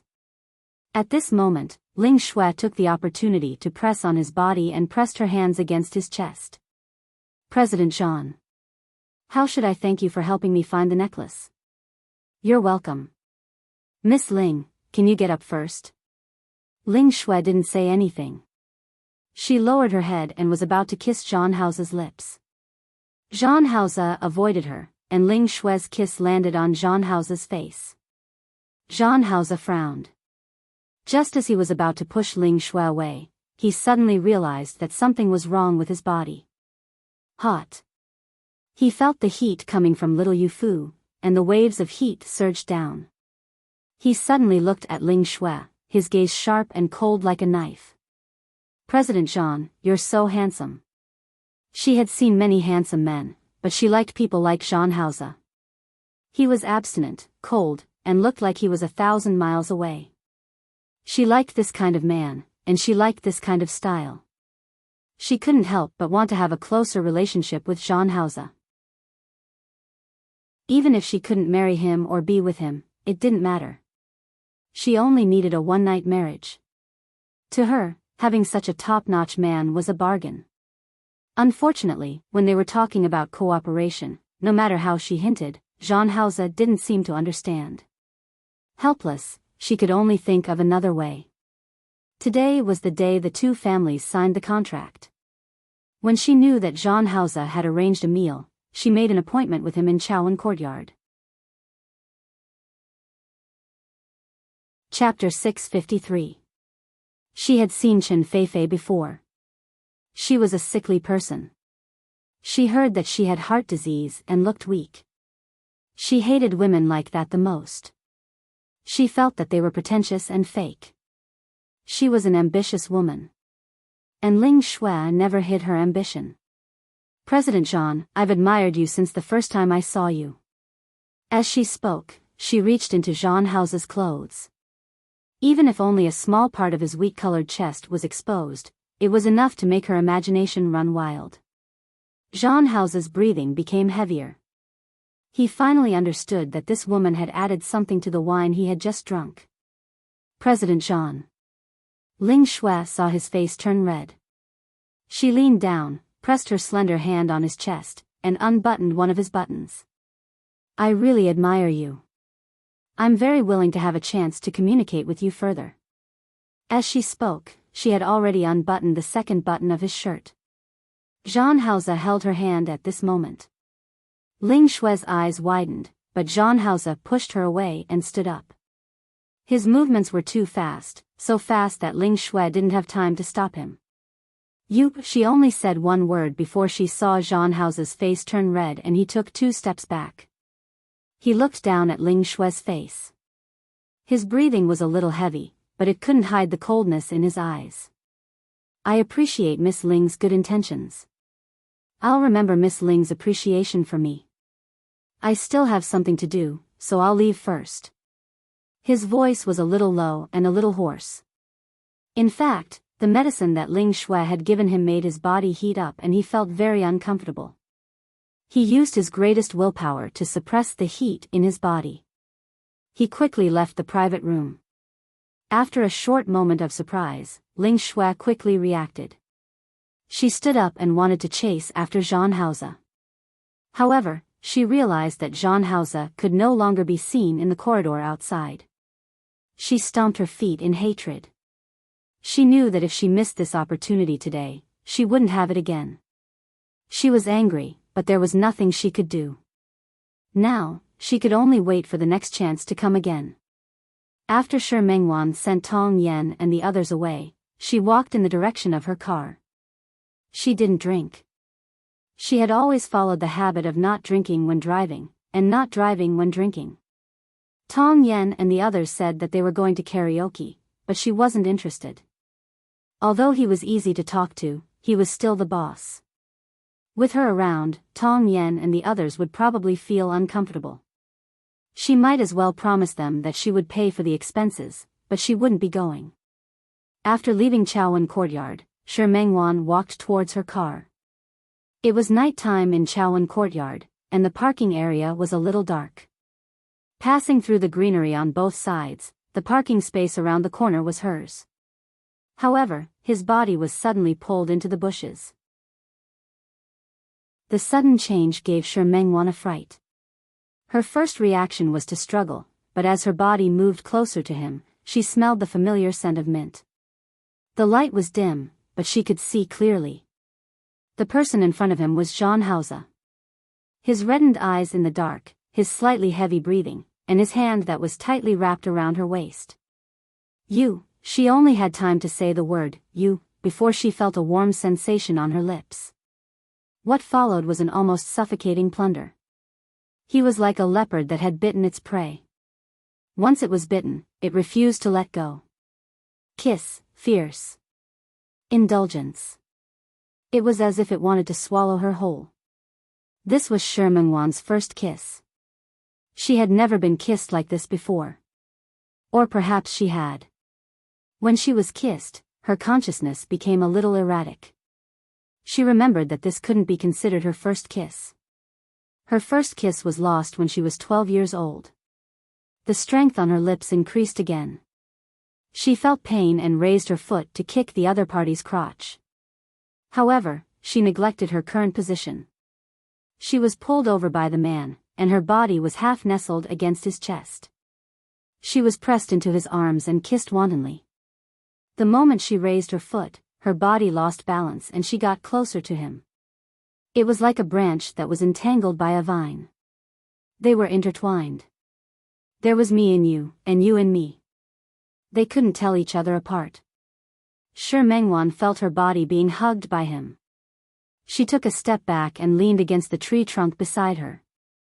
She wasn't wearing thick clothes, and the cold and hard tree trunk made her feel uncomfortable.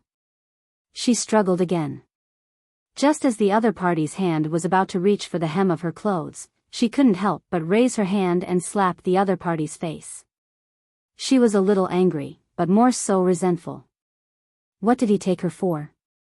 The humiliation from before. Today, it was a real bullying. She had just seen him cuddling with a woman, and now he was pestering her again. In the end, he had changed. He was no longer the person she remembered.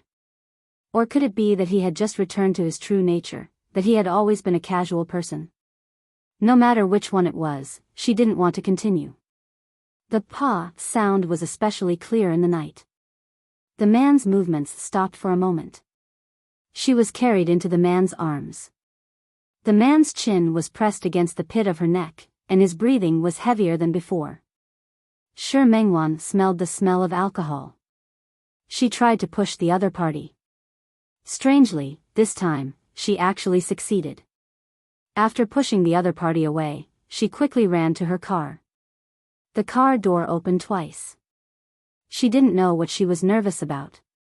When she got into the car, Shi Mengwan realized that someone was sitting in the front passenger seat. Jean Hausa. His face was abnormally red. His breathing was heavy, and the smell of alcohol was strong. He seemed to be drunk. Shi Mengwan leaned her body towards the car door and stared at Jean Hausa with a face full of vigilance. Mr. Jean? Drive. Jean Hausa's voice was low and hoarse. He seemed to have seen Ling Shui come out. He didn't want her to see him in Shi Mengwan's car. President Jean? I said drive. Shi Mengwan gritted her teeth, stepped on the accelerator for the last time, and quickly left. The moment her car drove away, Ling Shui arrived at the parking lot and looked at Jean Hausa's car, which was still parked there. Jean Hausa hadn't left yet? That made sense. He drank alcohol and was drugged. The alcohol had triggered the drug, so it wouldn't be easy to get rid of it. He should still be in the villa. With this thought, Ling Shui went back to look for Jean Hausa. Shi Mengwan stopped the car halfway. She wanted Jean Hausa to get lost. She wanted to leave her car, but Jean Hausa didn't look right. His eyes were tightly shut, and he seemed to be very uncomfortable. Shi Mengwan's brows furrowed tightly. President. President Jean? Mr. Jean? Jean Hausa seemed to have heard her. He opened his eyes and glanced at her. Where's your house? Tell me the address. I'll send you back. The other party was her dear brother, the person she had always cared about and wanted to find. She didn't want to really leave him on the road. Jean Hausa didn't answer her question. Instead, he closed his eyes. Mr. Jean? Jean Hausa? Shi Mengwan called out a few more times, but she didn't get a response. Helpless, she could only drive the car back to her home. When the car was parked, Shi Mengwan got out of the car first. She originally wanted to just leave Jean Hausa here. After thinking about it, she went around and opened the car door. Mr. Jean? Jean Hausa didn't move. Shi Mengwan gritted her teeth. Mr. Jean, can you get out of the car by yourself? Jean Hausa's eyes seemed to move.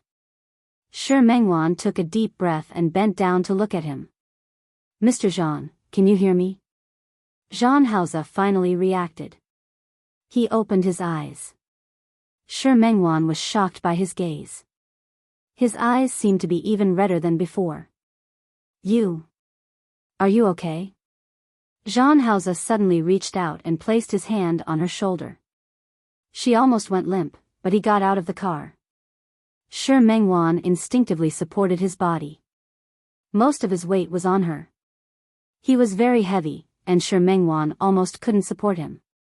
Being so close to him, his body was full of the smell of alcohol, mixed with the faint smell of mint.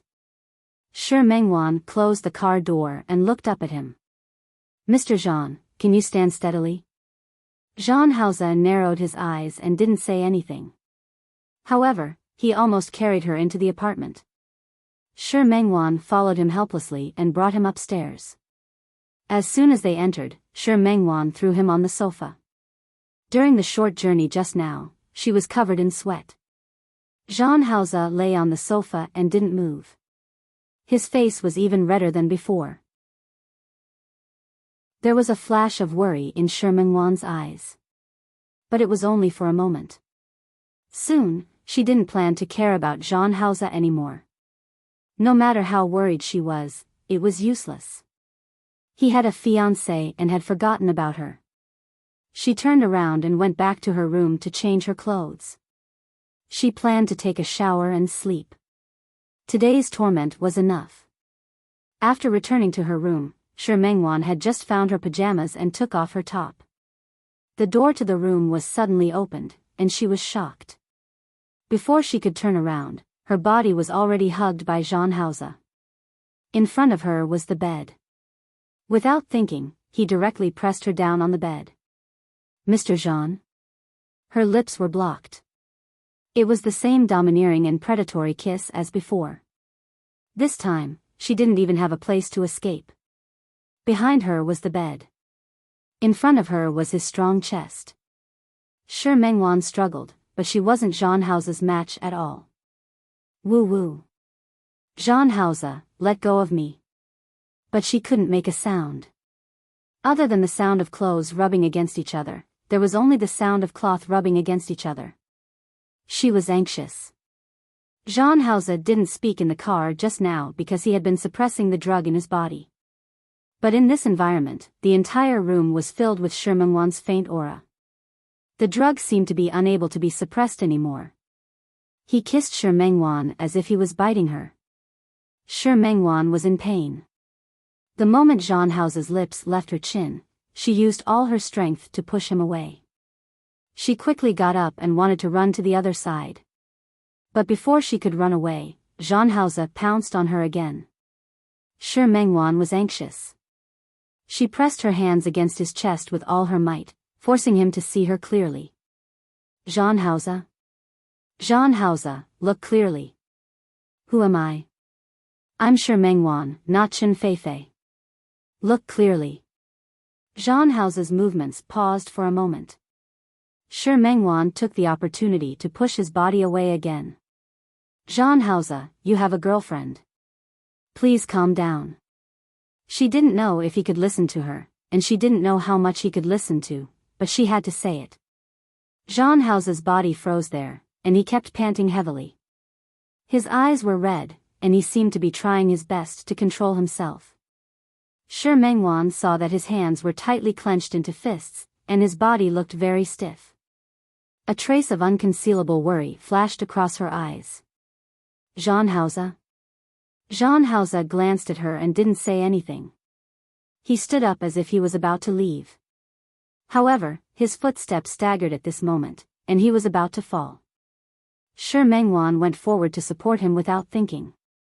"Jean Hauser? Was he okay?"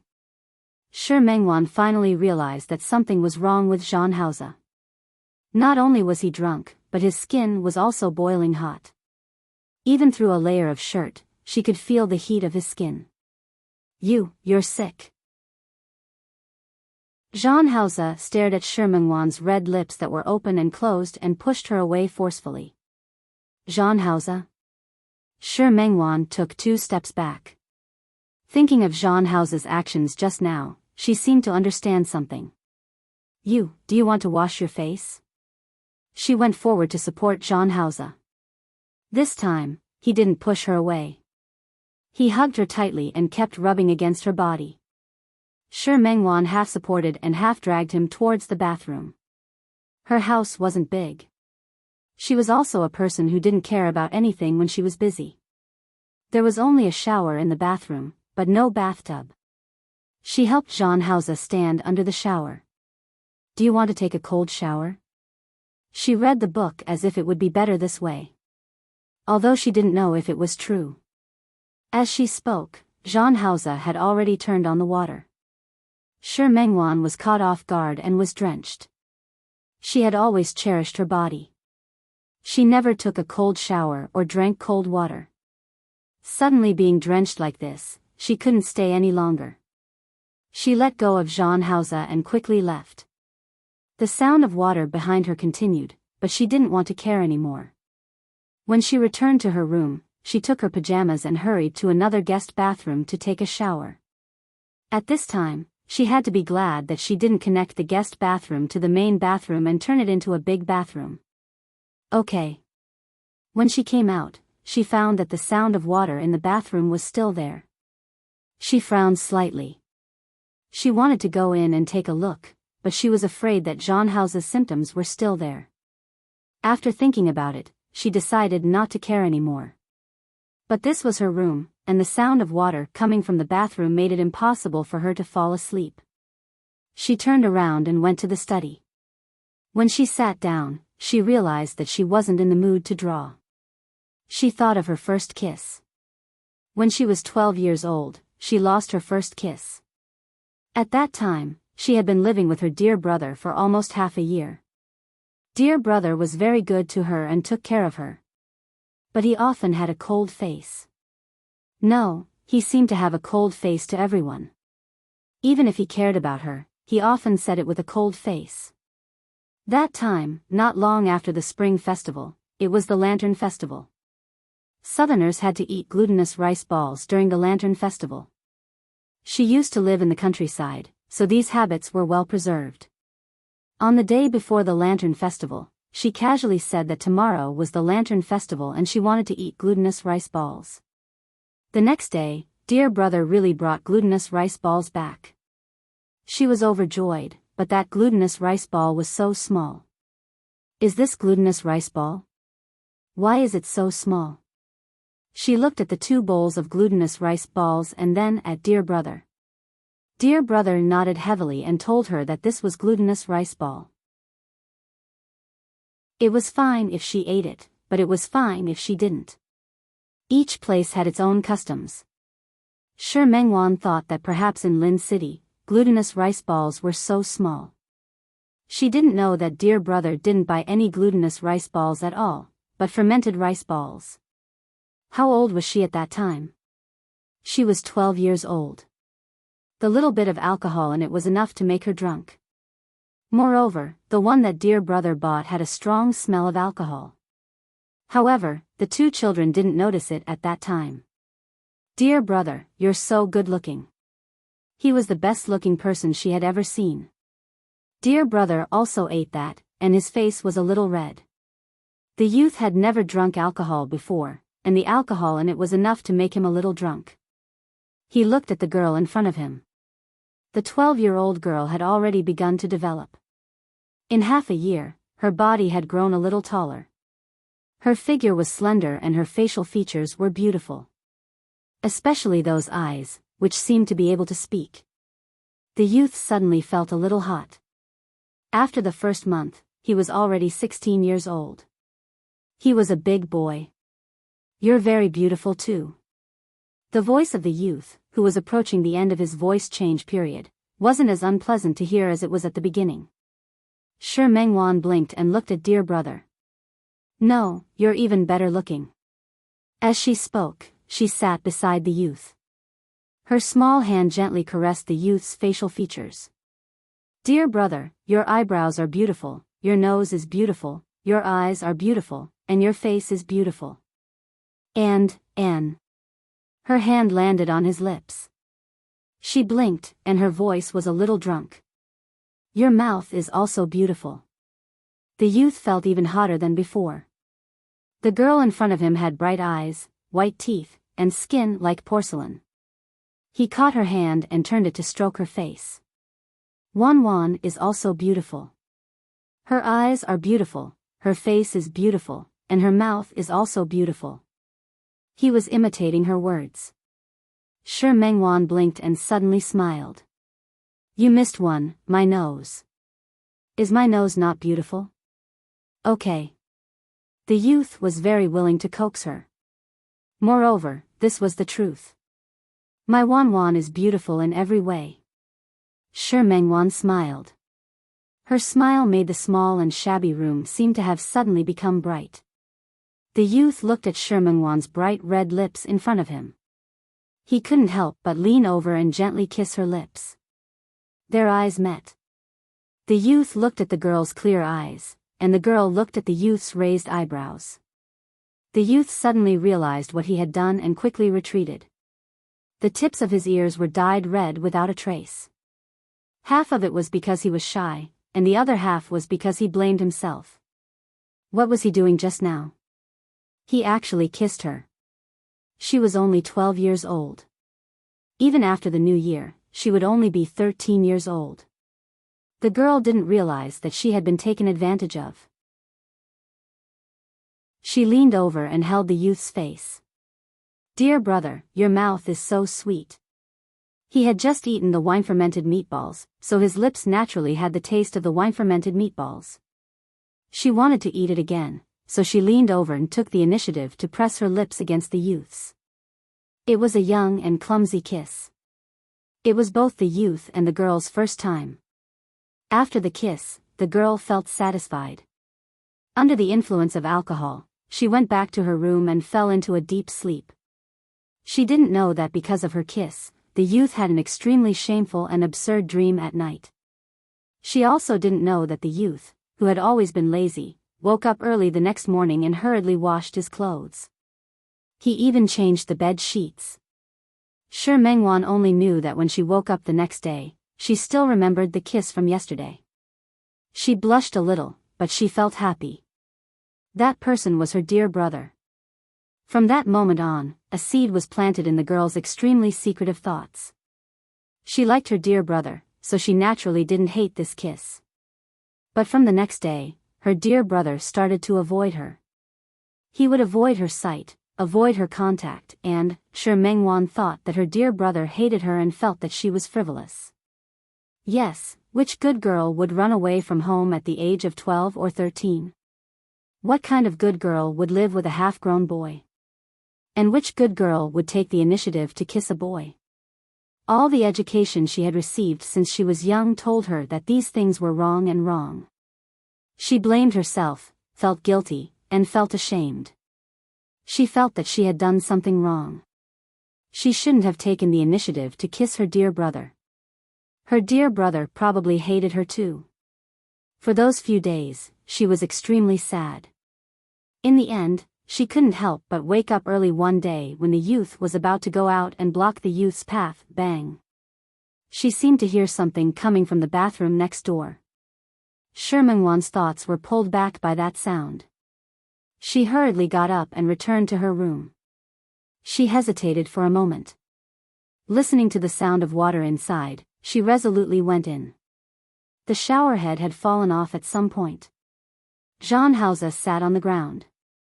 His clothes were messy and all of them had been torn off by him. His body was abnormally red.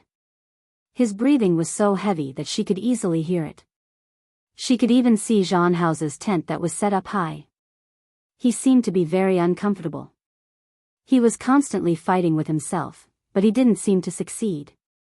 The scene in front of her was really too special. Shi Mengwan's face was a little red, but she was more worried. She went forward and looked at Jean Hauser with obvious concern. Jean Hauser? Jean Hauser? She first turned off the shower head that was still spraying water at the wall. She bent down to help Jean Hauser up. Jean Hauser leaned against the wall with his eyes half closed. When he heard Shi Mengwan's voice, he opened his eyes. Shi Mengwan happened to bend down at this moment. She was shocked when she met Jean Hauser's eyes. It was a pair of wolf-like eyes. Fierce, violent, sinister, and deep. Shi Mengwan's body instinctively retreated, but it was already too late. Jean Hauser pulled her into his arms and kissed her accurately. Shi Mengwan didn't even have time to let out a low cry before she was kissed speechless by Jean Hauser. His body had been drenched in cold water for so long, but not only did his temperature not drop, it became even hotter and hotter than before. He was sitting on the ground, so Shi Mengwan maintained a rather uncomfortable posture. She felt very uncomfortable and wanted him to let go of her. But how could Jean Hauser let her go? He easily picked her up and completely imprisoned her in his arms. Shi Mengwan tried to push him, but this time, she failed. No matter how hard she struggled, she couldn't escape Jean Hauser's hands. More importantly, she was at a complete disadvantage at this moment. She was only wearing pajamas, and the thin fabric was easily lifted by Jean Hauser. He felt that it was troublesome, so he tore her clothes into pieces without any hesitation. Woo-woo. Chapter 654. Shi Mengwan was struggling with life and death. No matter what, she had to fight for a chance for herself. Even if he couldn't escape in the end, Zhang Haoze had completely lost his mind. He still wanted to do something to her. She also wanted an experience that was relatively more respectful to her. It wasn't that he didn't feel conflicted. But now, he could only accept his fate. She was the one who brought him back. She was the one who gave him this chance. If she was destined to be unable to escape tonight, then she hoped that her first time would be in bed, not here, in a situation like this. Zhang Haoze was still kissing her neck, but when he heard her words, he paused. In the next second, she was easily picked up by him. He walked very quickly, as if he was in a hurry. She was tightly held in his arms, her body pressed against his chest. She looked up at him. His gaze was slightly different from before. There were a few more flickering flames inside. Her back touched the bed, followed by his rather heavy weight for her. She didn't close her eyes. Instead, she looked at Zhang Haoze's eagerness and domineering actions. Her heart trembled. Big brother. Zhang Haoze became even more eager to plunder the girl's body. The corner of her lips started to feel numb and painful from his kiss.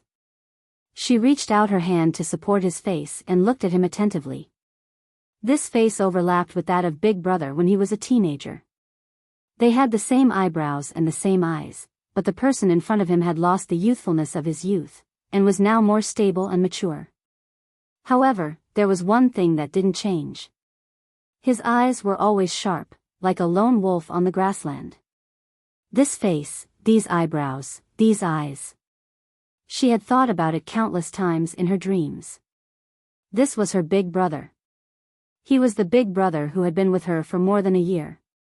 Shi Mengwan's eyes were burning. Big brother, please be gentle. At this moment, she didn't want to care about Zhang Haoze's identity. She didn't want to care about the woman beside him. She didn't want to care about the humiliation he had suffered. The face in front of her overlapped with that of her big brother from back then. Zhang Haoze was Big Brother, and Big Brother was Zhang Haoze. From the first time she saw him, she was sure of this. Big brother, Wan, please be gentler. She spoke very softly. She couldn't even guarantee that the other party would listen. But she had to say it. This was her first time, and the man on top of her was the big brother that she had been longing for so long. She had never wanted to be with another man in her life. If she was destined to have a man, she wanted her first time to be with her big brother. His lips were sealed once more, but this time, it was less urgent than before. There was a hint of gentleness in his tone. The man was trying his best to control himself. Ling Shui's move was extremely ruthless. There was no way he could resist the effects of alcohol and drugs. Perhaps there was a trace of clarity, but that trace of clarity disappeared when Shi Mengwan called him dear brother. The woman's eyes were like silk, and her body was soft. Her eyes were filled with gentleness. The flames that he had been restraining and suppressing just now were now completely ignited. Everything that happened after that was out of their control. Shi Mengwan's reality and memories were mixed together. Zhang Haoze and her dear brother had become one person. It was as if she had returned to the time when she was 12 years old. That arrogant and cold youth, but he treated her differently. Their skin was close, and their breaths were in harmony. She was like a cloud, floating up, down, and up with the wind. She floated beyond the clouds of the ninth heaven, unable to find a place to return to. However, she was also like a ship that had been floating on the sea. Now, she had found a place to return to. Dear brother. Dear brother, the moment she experienced the pain, she almost wanted to cry. She hugged him tightly and felt what he gave her. The man's breathing became even heavier. She was broken into pieces and was no longer complete.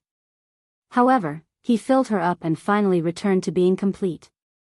Back and forth, it kept repeating. This night was exceptionally long. Shi Mengwan didn't sleep for long. She was a person who couldn't sleep easily when she had something on her mind. At dawn, she opened her eyes. Looking at the sky that was about to brighten, she turned over. Her body was extremely uncomfortable. It was as if her entire body had been disassembled. She followed the hand that was tightly wrapped around her waist and raised her eyes to look at the owner of the hand. Jean Hauser had fallen asleep. His eyes were tightly closed. It seemed to be because of the intense exercise, but it also seemed to be because of the alcohol last night. His breathing was steady and long, and his chest rose and fell slightly. His face was no longer as red as it was yesterday. When he fell asleep, he didn't have the sinister aura that he had when he was awake. He looked completely harmless. She wanted to raise her hand and touch his face. Just such a simple action made her feel difficult. She wanted to sleep, but she couldn't. She felt tired when she got up. Seeing that the sky outside was getting brighter, Shi Mengwan finally decided to continue sleeping for a while. She turned around. Jean Hauser's hand was still wrapped around her waist. Because of her movements, the blanket slid to her waist. Because of this, Shi Mengwan also saw a scar on his left arm. That scar looked like it had been a long time ago, and the color was already very faint. His skin color was slightly pale. Therefore, this scar looked especially obvious. Yesterday, Shi Mengwan didn't have time to think, nor did she have time to seriously look at Jean Hauser's body. The sky was getting brighter, and the scar was getting clearer and clearer. It was about 5 centimeters long. Shi Mengwan raised her hand and gently caressed the spot. Her eyes suddenly felt a little sore. She had always believed that Jean Hauser was her dear brother. Now, this injury had completely confirmed her guess. Dear brother, when Shi Mengwan woke up in the morning, the young man was still sleeping. He had fought yesterday and suffered some injuries. Although they were all superficial wounds, his age also consumed a lot of vitality. Looking at the young man lying motionless on the bed, Shi Mengwan thought about the dozens of yuan she had given him yesterday. That money wasn't much, but it was better than nothing. She regretted coming out for a day. She just wanted to go back to her home now. But there was a problem now. Without money, how was she going to go home?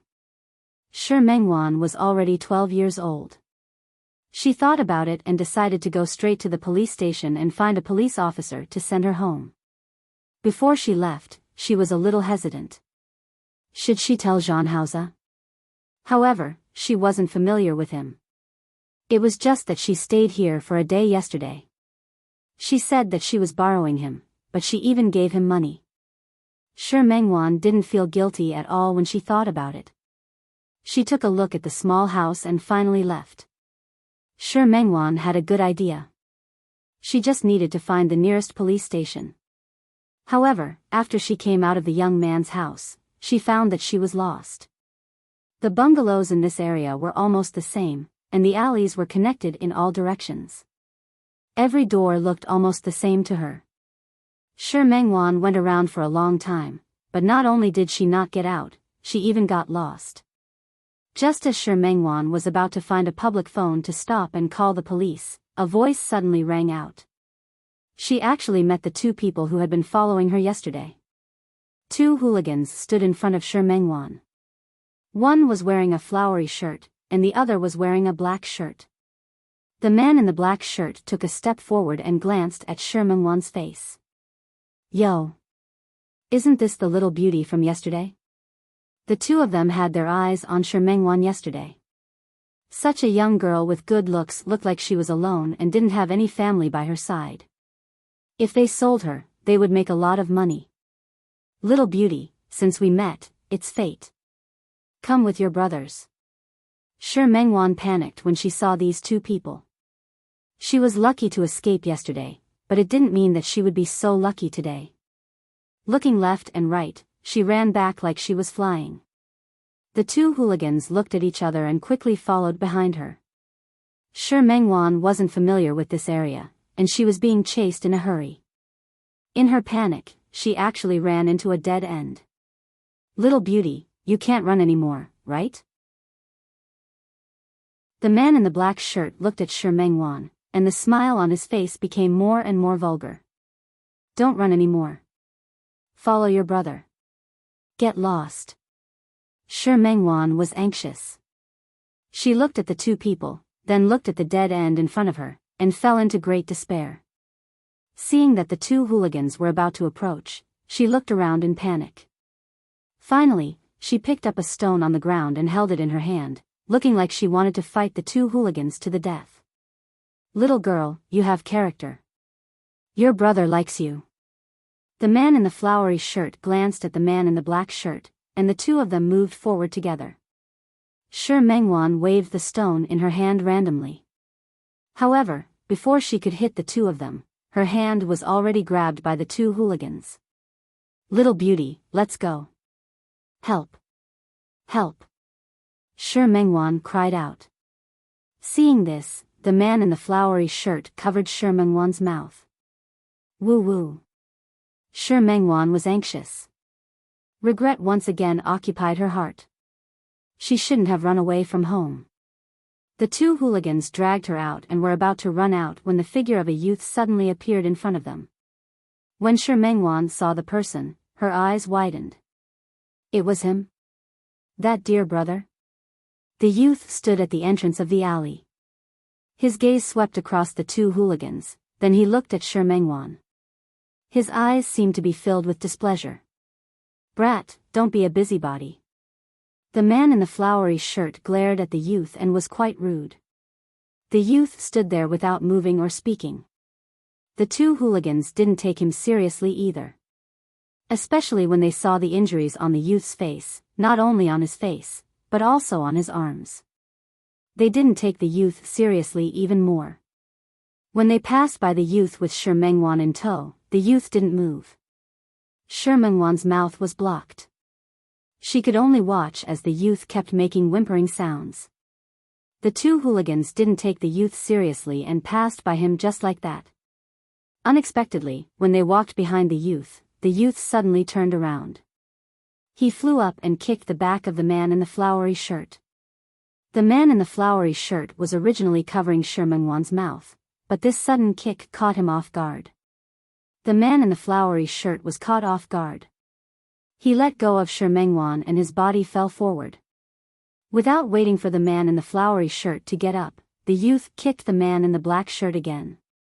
The man in the black shirt was on guard after the man in the flowery shirt fell. The youth didn't succeed. He wasn't annoyed. He waved his hand at the man in the black shirt and punched him. His fists were hurried, quick, and ruthless. The man in the black shirt wasn't prepared for this and was hit head-on. "Brat. You're courting death." The man in the black shirt rushed towards the youth. At the same time, the youth pulled Shi Mengwan away and faced the two hooligans. Shi Mengwan didn't know the youth's name. She watched the youth fight one against two and thought of the scene where he was surrounded and beaten up by a group of people yesterday. "Be careful." After she shouted, she remembered that she didn't seem to know the youth's name. Seeing that the man in the flowery shirt also stood up and rushed towards the youth, she panicked. "Dear brother, be careful." The word "dear brother" made the youth look at her. Before the man in the flowery shirt's fist swept over, he quickly threw a punch at the other party. The young man's martial arts were all developed through punches and kicks in actual combat. The two hooligans couldn't take advantage of him for a moment. The man in the black shirt was anxious. When the man in the flowery shirt was holding the youth back, he took out a knife from his pocket. However, he didn't point it at the youth, but at Shi Mengwan. Shi Mengwan was stunned. She didn't expect such a sudden turn of events. Before she could react, the youth saw the man in the black shirt's actions and pounced in Shi Mengwan's direction. He hugged her tightly and tried to dodge the knife from the man in the black shirt. However, his arm was still stabbed by the man in the black shirt. Blood gushed out. The bright red blood stimulated the youth. There was still a knife in his arm, but it was as if he didn't care about his life. He pulled out the knife and rushed towards the two hooligans. Such a reckless move scared the two hooligans. The two of them actually fled in panic and didn't continue to tangle with him. "Dear brother, are you okay?" Shi Mengwan went forward and looked at the youth's bleeding arm. "What should we do?" "You're bleeding a lot." "Shut up." The youth glared at her and casually tore off his shirt and wrapped it around his arm. You have to go to the doctor like this." "Dear brother, I'll send you to the doctor." "Go to the doctor?" The youth turned around and looked at Shi Mengwan. There seemed to be a hint of mockery on his face. "Do you have money on you?" Shi Mengwan bit her lip and was speechless for a moment. However, the youth just covered his bleeding arm and walked forward. Shi Mengwan didn't want to go home anymore. The other party had saved her, so she followed behind him worriedly. The young man turned into another alley, and there was an extremely small clinic there. The youth entered the door. There was a middle-aged man wearing a white coat inside. When he saw the youth enter and looked at the injuries on the youth's body, his expression immediately turned ugly. "Why did you fight again? Do you want to die?" The youth didn't say anything. He just pulled open the wound and showed it to the middle-aged man. The middle-aged man stood up and looked at the youth's injury. "It's a little serious. Although it didn't hurt the bones, it still needs stitches. But I don't have any anesthesia here." "If you don't have it, then you don't have it. Cut the crap." Okay. You're quite capable." The middle-aged man was angry. After the youth sat down, he didn't give him any anesthesia and directly treated the youth's wound. When he was cleaning the wound, the youth's expression began to turn rather ugly. When the needle that was about to be stitched into the youth's flesh, the youth's entire body began to tremble. "Dear brother?" Shi Mengwan wasn't an idiot. She had read the Romance of the Three Kingdoms and heard that Guan Gong scraped bones to treat wounds. However, the person in front of her wasn't Guan Gong. He was just a youth who looked 15 or 16 years old. "Dear brother? Are you okay?" She couldn't help but glare at the doctor. You gave him anesthesia." "Little girl, don't disturb me. Otherwise, I can't guarantee that the stitches will go smoothly." The middle-aged man didn't even raise his head. He just focused on stitching the wound. "Don't worry, a few stitches will be enough. He won't die." "But..." Shi Mengwan looked at the youth worriedly. His fists were clenched tightly, and large drops of sweat fell from his face. Shi Mengwan couldn't help but hold his wrist. He was injured because of her, and it was also because of her that he became like this. "Dear brother," the doctor stitched the wound and was still in the mood to joke. "Kid, when did you get to know a girl? She doesn't look like you." "Shut up." The youth's voice was really unpleasant to hear at this moment. He glared coldly at the middle-aged man, then looked at Shi Mengwan. She held his wrist, looking as if it was more painful than him. Inexplicably, he felt that the wound on his arm didn't seem to hurt so much anymore. The wound was finally stitched up and treated. The middle-aged man retracted his hand and looked at the youth's face. "All right, I won't say much. You've always had your own ideas. But I still have to remind you that your wound hasn't come into contact with water these few days, and you haven't carried heavy objects. Most importantly, for the sake of your life, you'd better not fight with others anymore." "Got it. You're so long-winded." The youth stood up and moved his arm. Indeed, his bones weren't injured. It was just a flesh wound. He didn't care, nor did he thank him. He directly left the small clinic. "Dear brother?" Shi Mengwan quickly followed behind the youth. The youth's footsteps weren't fast, so she easily caught up to him. "Thank you for today, thank you." "You're welcome. We're just even." The youth glanced at Shi Mengwan. Although Shi Mengwan was young, she understood what he meant at this moment. She helped the youth yesterday, and he helped her today. However, Shi Mengwan felt that this was different. If it weren't for the youth today, she would have been taken away by those two hooligans. She really didn't dare to think about what kind of fate she would have had. We're not even. Dear brother, you saved me. Thank you. She said it very sincerely, but the youth completely ignored her. He walked straight to his home. Shi Mengwan followed behind him. At this moment, she wasn't in the mood to think about going home. Instead, she was thinking about the doctor's words. The wound couldn't touch water, nor could it carry heavy objects. Dear brother was only one person, and he saved her. She couldn't be ungrateful.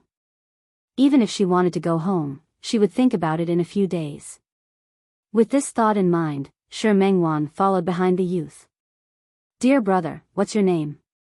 Dear brother, you were really amazing just now. Dear brother, that doctor is too bad. He actually didn't give you anesthesia. Dear brother, does your wound still hurt? Dear brother, what's your surname? Dear brother, my name is Shi Mengwan. You can call me Wan Wan. That's what my mother calls me. Dear brother, shut up. The youth, who had been followed and questioned all the way, stopped and glared at Shi Mengwan. If you keep making noise, I'll beat you up. As he spoke, he raised his hand, as if he really wanted to hit her. Shi Mengwan stood still. Her eyes were clear and pure. She believed him without a trace of fear. The youth felt defeated. He glanced at Shi Mengwan, turned around, and continued walking forward. Dear brother? After entering the door, Shi Mengwan wanted to speak, but the youth suddenly stopped and stood in front of her. He was much taller than her. He stared at her face with a fierce gaze. Listen, you can stay, but you have to follow my rules. What rules? It wasn't like she wanted to stay. She just wanted to take care of him for a few days until his wound healed. The rule is to shut up. When I don't let you speak, you're not allowed to speak. Also, you're not allowed to call me dear brother. But my name is Qiao Zhe.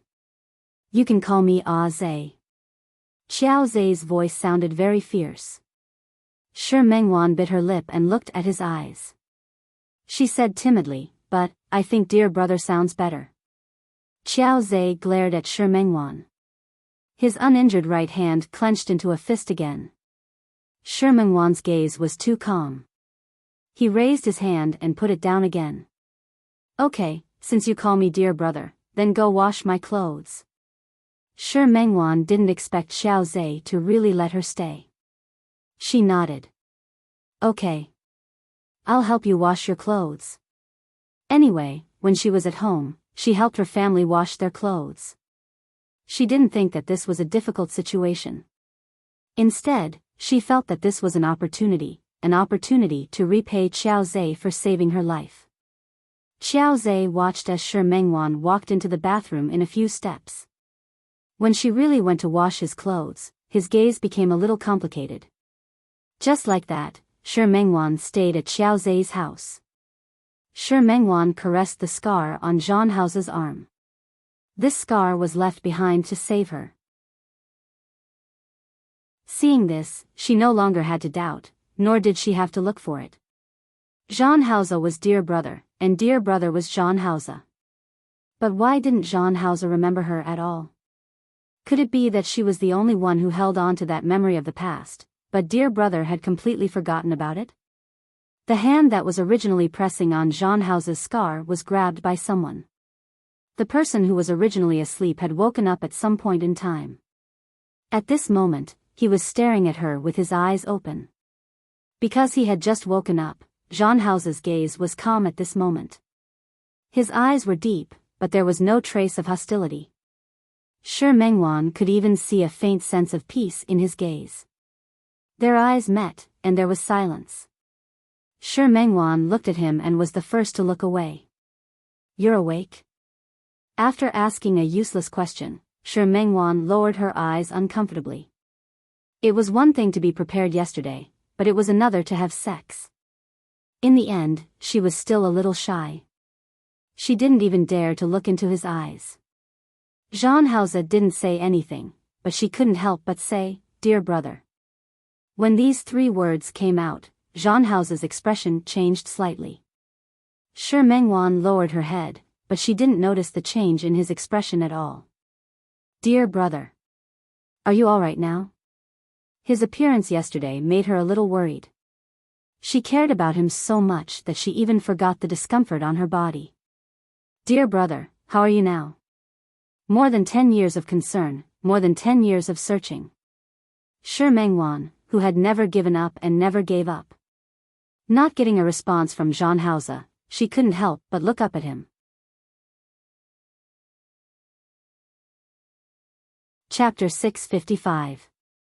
Being stared at like this, Shi Mengwan's exposed shoulder skin was inexplicably stained with a layer of coldness. She shrank her shoulders and looked at Zhang Hao with uncertainty. Big brother? Zhang Hao turned over and pressed her under his body. He looked down at her face. Dear brother? He raised his hand and gently pinched her chin. Who are you calling? Big brother? He was very heavy, and Shi Mengwan couldn't breathe under his weight. I'm calling you. Aren't you my dear brother? Shi Mengwan didn't understand. She didn't know why he didn't remember her and didn't recognize her. However, that scar, as well as his appearance, had long since been engraved in her heart, and she had never forgotten it. Big brother, have you forgotten? I'm Wan Wan. Zhang Hao stared at her face. He moved closer and looked into her eyes. He exerted a little force in his hand. So, you thought I was someone else's substitute yesterday? What substitute? Shi Mengwan was stunned for a moment and couldn't come back to her senses for a moment. After realizing what Zhang Hao meant, she shook her head quickly. No, big brother, I didn't. I didn't think of you as someone else. She only knew that the person in front of her was the big brother that she had been thinking about. Why? Why didn't he admit it? He clearly was, yet he refused to admit it. He had forgotten her. He had forgotten everything that had ever existed between them. He felt hurt and a little anxious. They were already like this. She wanted to refresh his memory, to make him remember that they used to be. Big brother. Look at me. I'm Shi Mengwan. You're Wan Wan. He pinched his lower jaw. Zhang Hao looked at her face, and his voice was as cold as the ice in December. So, you like to play this kind of game? This isn't a game. I'm not treating you like someone else. He was the big brother, not someone else. You didn't treat me as someone else? Zhang Hao sneered. Did she think he would believe her? Then who is the big brother you're calling? It's you. Shi Mengwan looked at him with a firm gaze. The dear brother I'm calling is you.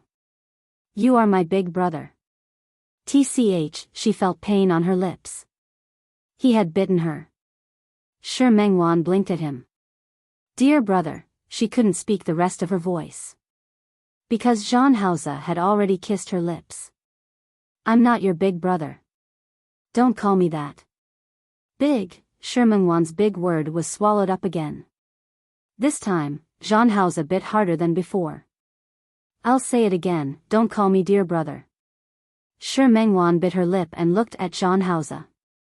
Her expression changed from anticipation to disappointment, from determination to confusion. For a moment, she even suspected that she was wrong. Zhang Hao's arm was on her side, and the scar was clear. Shi Mengwan didn't know why he didn't recognize her, nor did she know why he forgot. However, she had indeed developed a lot of negative emotions because of his forgetfulness. He was naked and she could feel the heat of his skin. That kind of temperature made her lose her mind again. Big brother? Zhang Hao didn't stand on ceremony with her this time. The devouring tongue and lips robbed her of her breath. His big hand reached under the blanket. Soon, Shi Mengwan couldn't call him dear brother anymore. The effects of alcohol and drugs, and Shi Mengwan treating him as another man, made him angry. He robbed her of everything without any hesitation. In the end, Shi Mengwan could only let out broken words. Under his attack, she was utterly defeated. Chen Feifei threw the cup in her hand on the ground, her face full of anger. She glared at the maid in front of her with a gloomy look in her eyes. What do you mean? What do you mean brother Hao didn't come back yesterday? You better explain yourself clearly. The maid shivered. Chen Feifei's temper was completely unleashed on them. Miss, young Master Jean really didn't come back yesterday. There was no one in his room. Of course, Chen Feifei knew that there was no one in Jean Hao's room. But she didn't give up. She only thought that Jean Hao had gone out early. Jean Hao had the habit of morning exercise. He had to get up every morning and take a step. She thought that he had gone for a run. Ask Xiao Chen to drive the car over. I'm going out. Chen Feifei knew how to drive, but her health wasn't good, so her family was worried.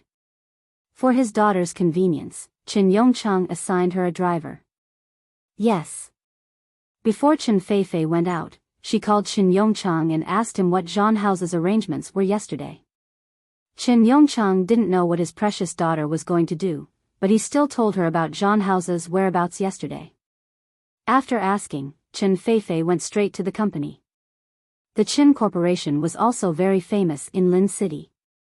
Chen Yongchang started out in the aquaculture business. Later, he saw an opportunity.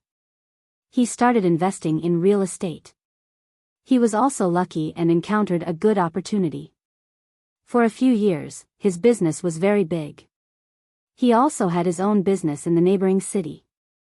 In the past few years, with Jean Hao's participation, he listened to his words and began to expand into other industries. Now, the company was also quite large. Chen Feifei's car stopped at the company building. Everyone in the company knew Chen Feifei and knew that this young miss couldn't be offended. The front desk came out early in the morning and led the way for Chen Feifei. Chen Feifei went upstairs in an imposing manner and went straight to Jean Hao's office. However, Jean Hao wasn't in the office. This made Chen Feifei's expression even uglier. She started to call Jean Hao continuously. Jean Hao was woken up by the ringing of his phone. He didn't pick up the phone. Instead, he turned off the phone. When he got up, he looked at the unfamiliar environment in front of him and remembered where he was.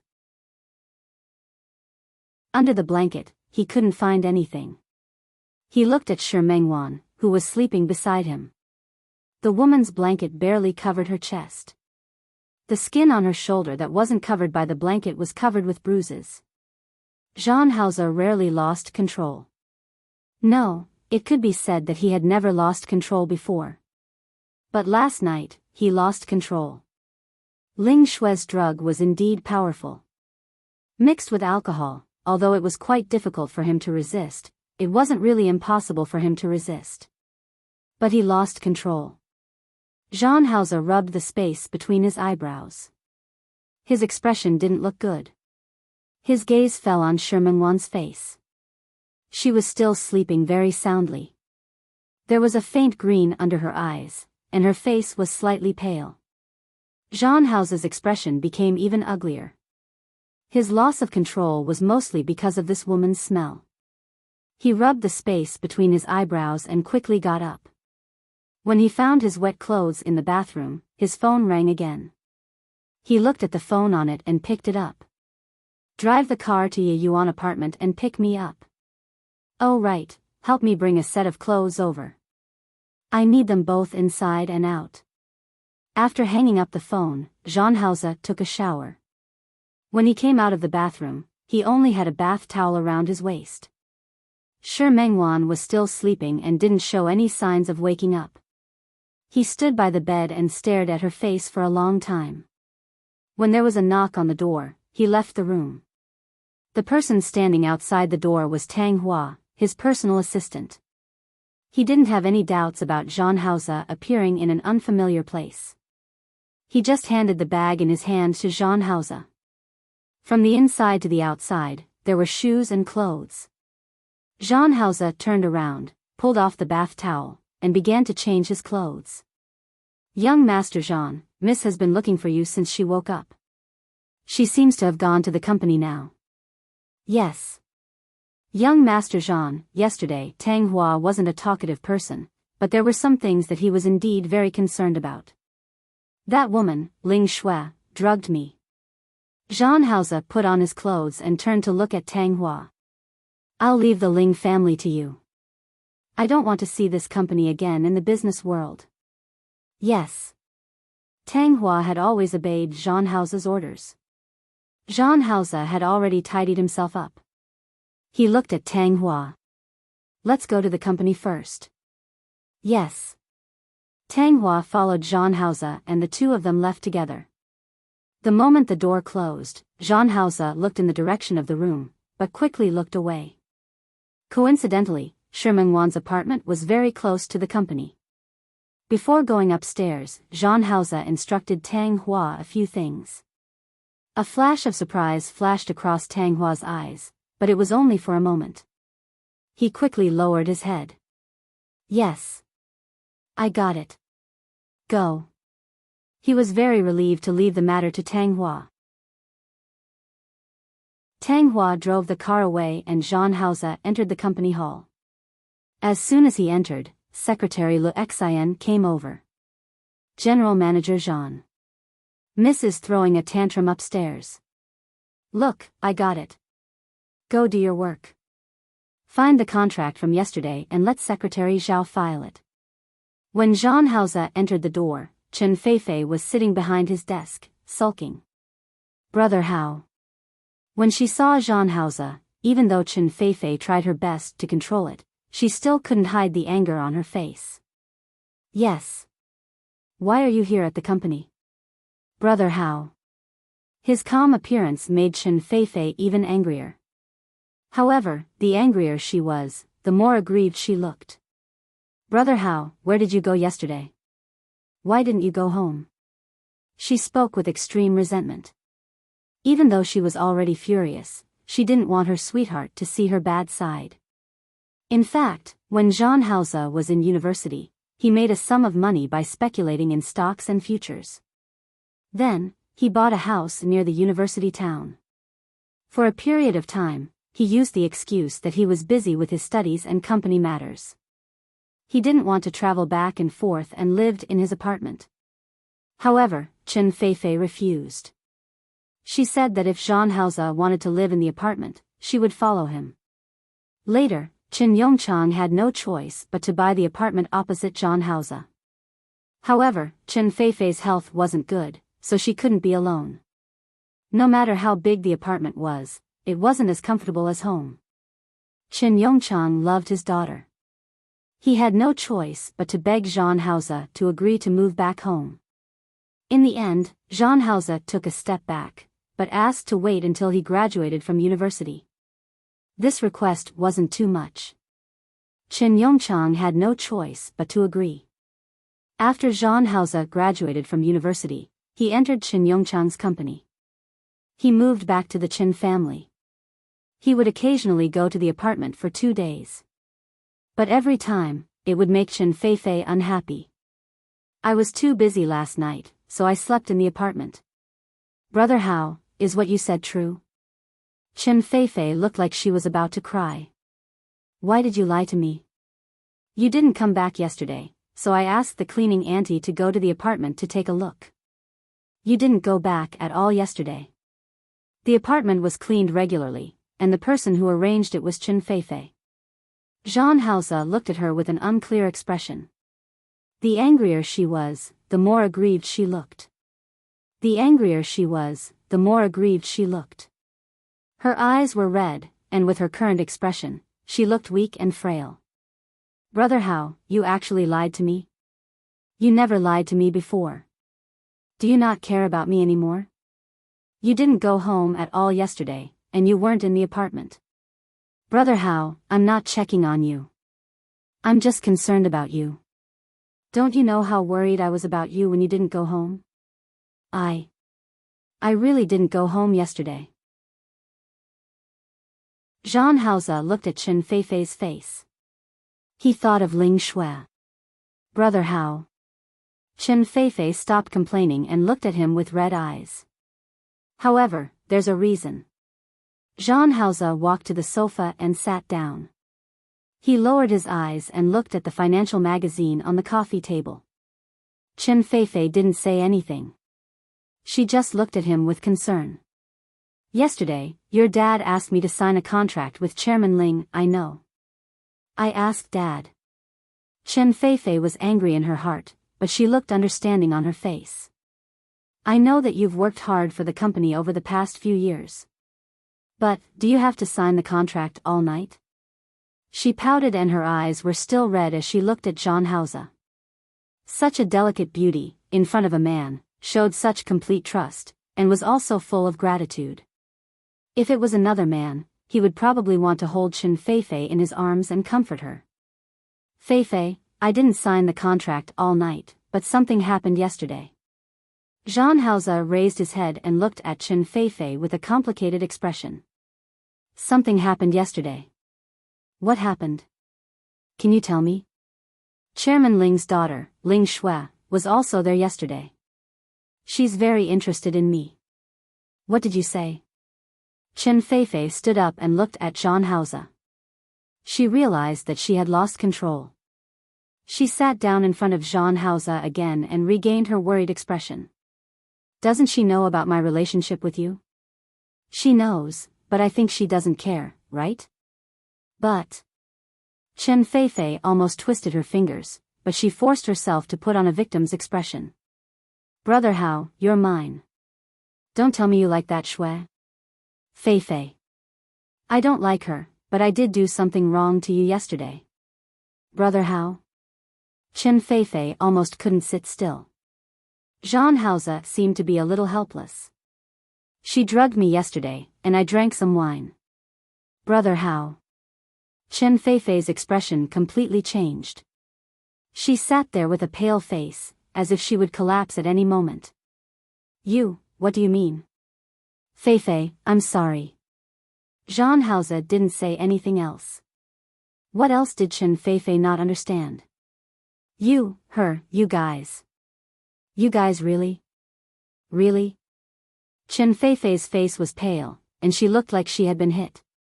Jean Hauser lowered his head, looking like he didn't want to say anything more. Chen Feifei reached out and hugged Jean Hauser tightly. Brother Hao, it's okay. It's okay. I know you didn't do it on purpose. You couldn't help it. I won't blame you. If she wanted to blame someone, blame that damn woman. Chen Feifei raised her head and looked at Jean Hauser. Brother Hao, don't worry. I'm really not angry. I'll tell Dad to arrange less work for you in the future. Even if you want to talk about cooperation with others, I'll tell him to arrange more people for you. Feifei, there's no need. Not everyone is like Ling Shui. Of course, not everyone was as shameless as that woman. Chen Feifei was so angry that her gums started to hurt. Holding Jean Hauser's arm, her voice was very soft. Brother Hao, thank you. You're enduring it for me. I won't take this matter to heart, and I won't be angry. Don't worry. Okay. Jean Hauser nodded and didn't intend to continue this topic. You came here so early. Did you have breakfast? I didn't eat. You didn't come back all night. How could I be in the mood to have breakfast? I'll get someone to bring breakfast in. You can eat first. Okay. Chen Feifei nodded and wasn't in a hurry to leave. After eating with Jean Hauser and telling him not to work too hard, she got up and left. However, she didn't go home as she had told Jean Hauser just now. Instead, she went around to Chen Yongchang's office. Damn woman, damn Ling Shui, she dared to steal her man. She wanted to teach her a lesson. After Chen Feifei left, Jean Hauser's face didn't have the same expression as before. He stood up expressionlessly and walked to the back of his desk to sit down. It would take some time for Tang Hua to swallow Ling's company. Before that, he would leave a small role like Ling Shui to Chen Feifei. After all, he was very clear about Chen Feifei's combat strength after all these years.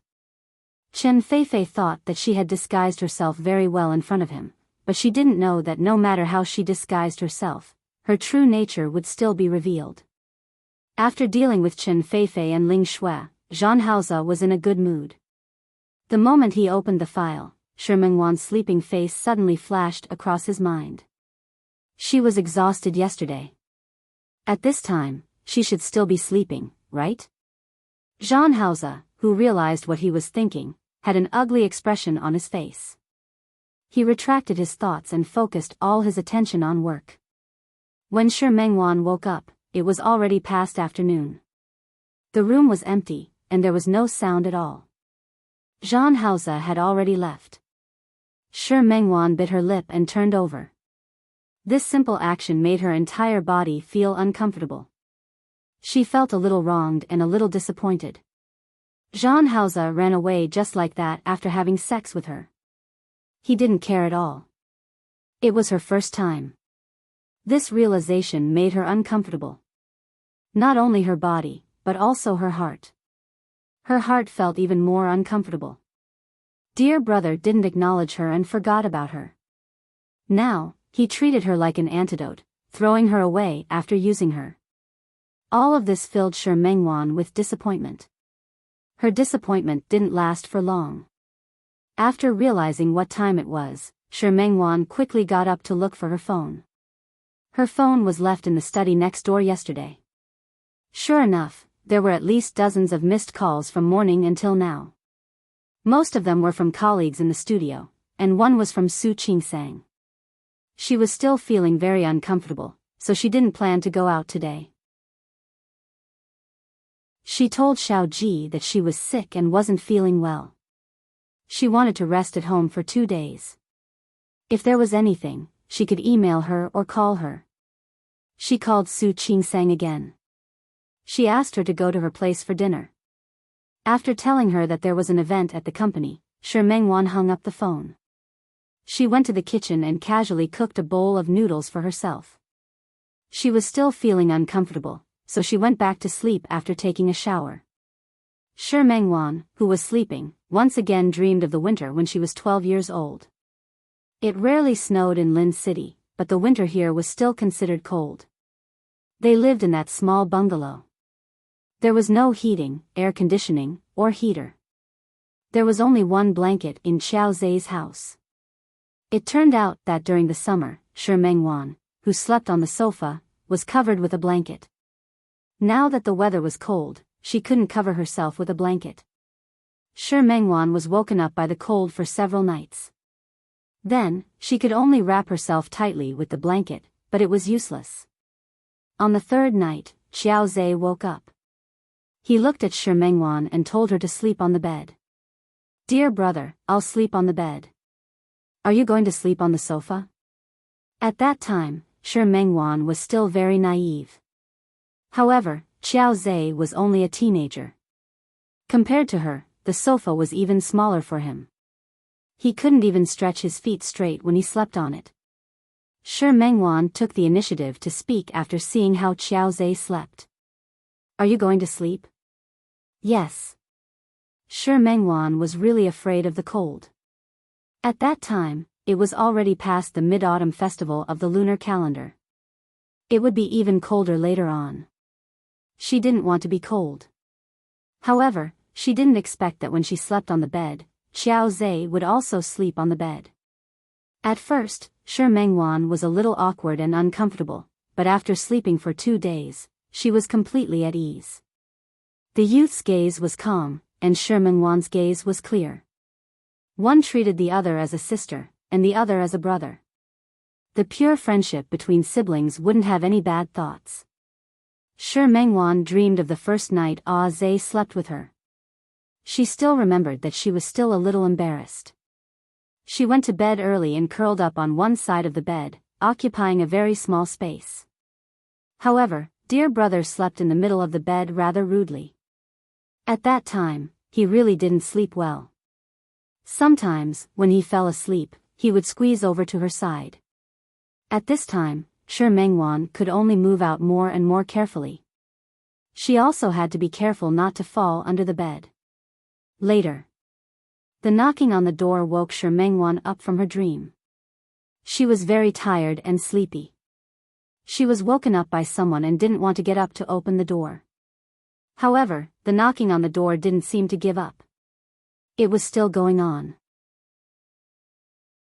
Shi Mengwan had no choice but to get up, put on a coat, and open the door.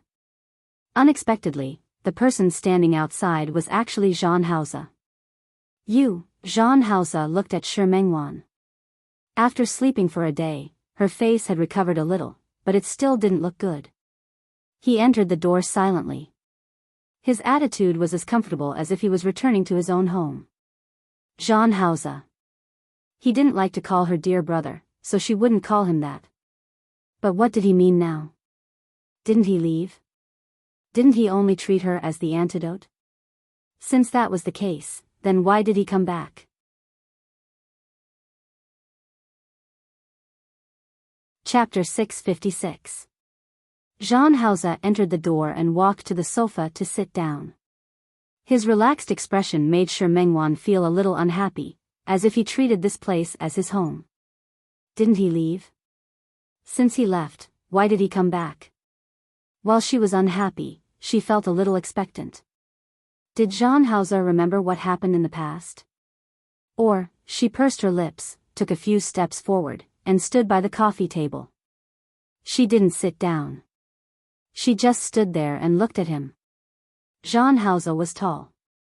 Even if he was sitting, he wasn't much different from Shi Mengwan, who was standing. The two of them looked at each other like this. Shi Mengwan tried her best to control her emotions and not let herself show even a trace of happiness.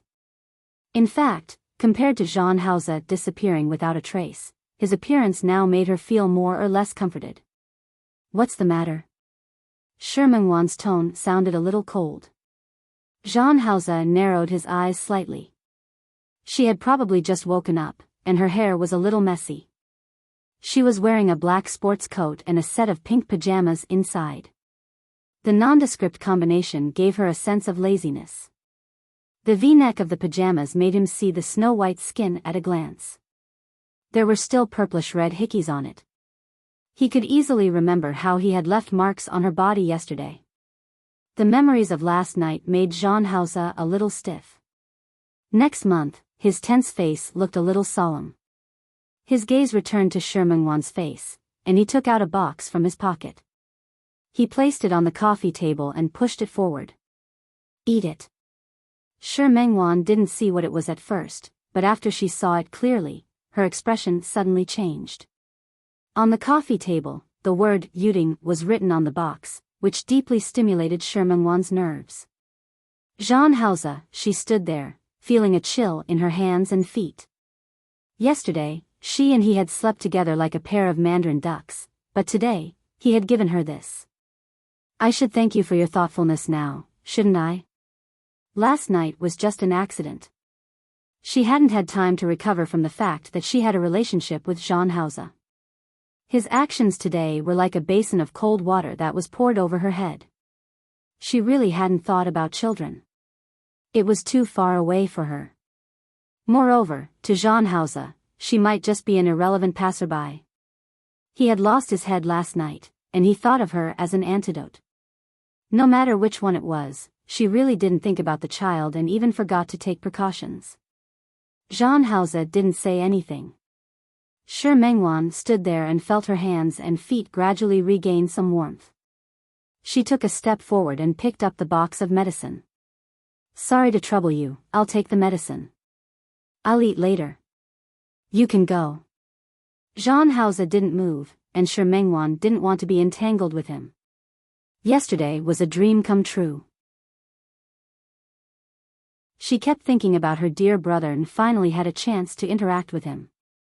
Even if this kind of interaction was just a one-sided dream. Today, Zhang Haoze would let her know that if this was a dream, it could only be a nightmare.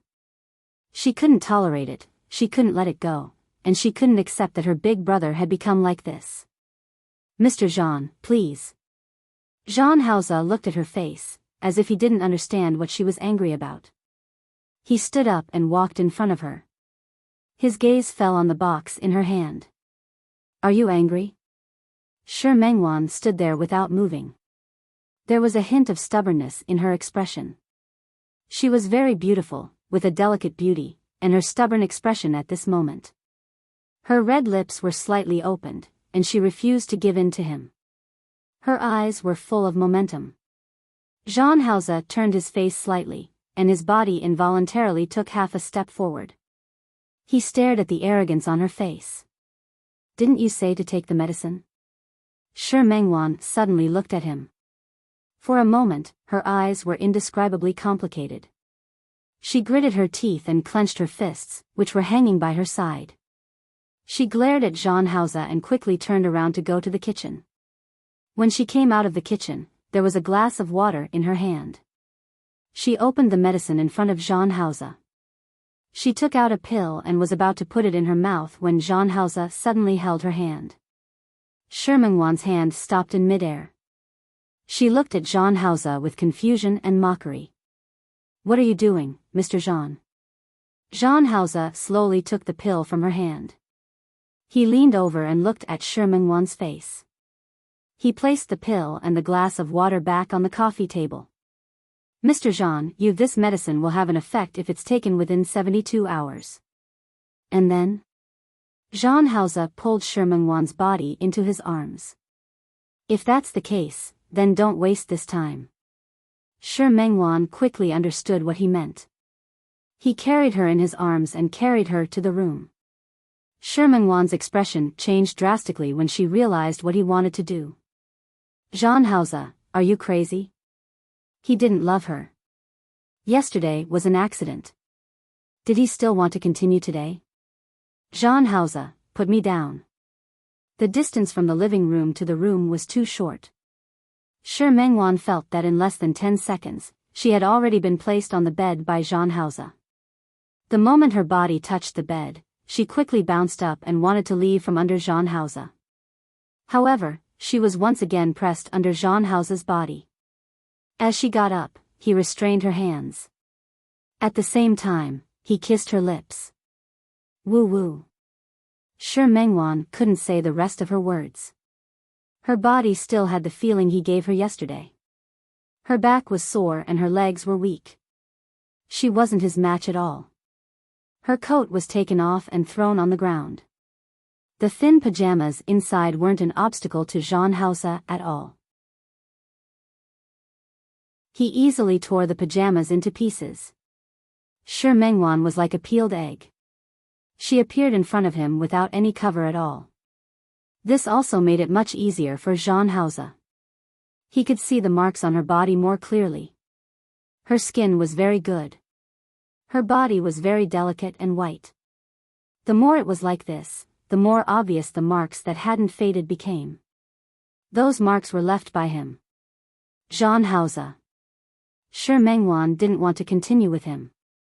She struggled to get up, but he easily suppressed her with one hand. He kissed her lips again, not giving her a chance to make a sound, nor did he give her a chance to resist. Everything had just begun. Shi Mengwan washed her clothes and tidied up Xiao Zhe's 2 extremely small rooms. Finally, she went to the kitchen and looked at the things in the kitchen. Yes, there was an electric rice cooker, a pot, and even a pressure cooker. The pots, bowls, ladles, and pots were all complete. There were also daily necessities, rice, oil, and salt. Shi Mengwan tidied up the kitchen, came out of the kitchen, and went to look for Xiao Zhe. "Dear brother?" Unexpectedly, she saw Xiao Zhe changing his clothes. She let out an and quickly turned around. The young man's shirt was covered in blood. He had no choice in the small clinic just now. Now that he was out, he naturally had to change. He still had to go out at night. The young man's body was slender, so there was nothing to look at. However, Shi Mengwan was still a little girl, so she naturally felt embarrassed. "What are you screaming for?" Xiao Zhe impatiently buttoned 2 buttons on his shirt and walked in front of Shi Mengwan. "Haven't you seen it before?" It wasn't that she hadn't seen it before. When she was at home, her father and a few uncles would also be bare-chested. However, those were her family. "And Xiao Zhe. Why did you call me?" Shi Mengwan realized that he was already dressed, so she only dared to look up at him. The young man had recovered quite well. Yesterday, his face was bruised and swollen, but today, his injuries had healed a lot. She pursed her lips and told him about her discovery. I just realized that there's rice in the kitchen. Look, it's not healthy for you to eat outside. Why don't we buy some vegetables and cook at home? Of course, Xiao Zhe knew that there was rice and oil at home, but the problem was, do you know how to cook? Yes. She was the eldest daughter in the family. When her mother was pregnant, she was the one who helped with the chores.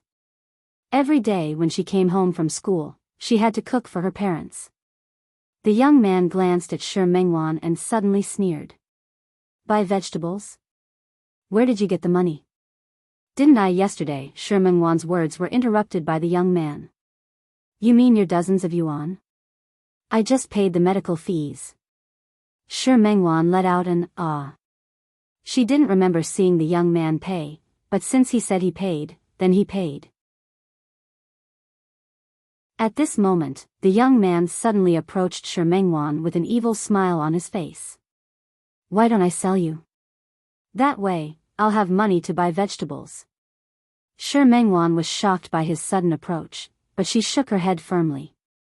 You won't sell me. You're not me. How do you know I won't? I know anyway. You just won't. After Shi Mengwan said this, she lowered her head. She wasn't in the mood to argue with Xiao Zhe now. If there's no vegetables, then there's no vegetables. Then let's eat plain rice. I'll do it. After paying the medical fees, she had no money to buy vegetables, so she could only eat plain rice. Shi Mengwan entered the kitchen, but she began to feel a little conflicted. Dear brother was still injured, so he should eat better. But in this situation, he couldn't even eat vegetables. How could she give dear brother nutrition? Perhaps, she should think of a way to earn money? When Shi Mengwan washed the rice, she began to be a little lost in thought. What could she do? She was only 12 years old, so she definitely wouldn't be able to find a job. Perhaps, she could start collecting trash tomorrow? But that wasn't good either. She wasn't familiar with this place.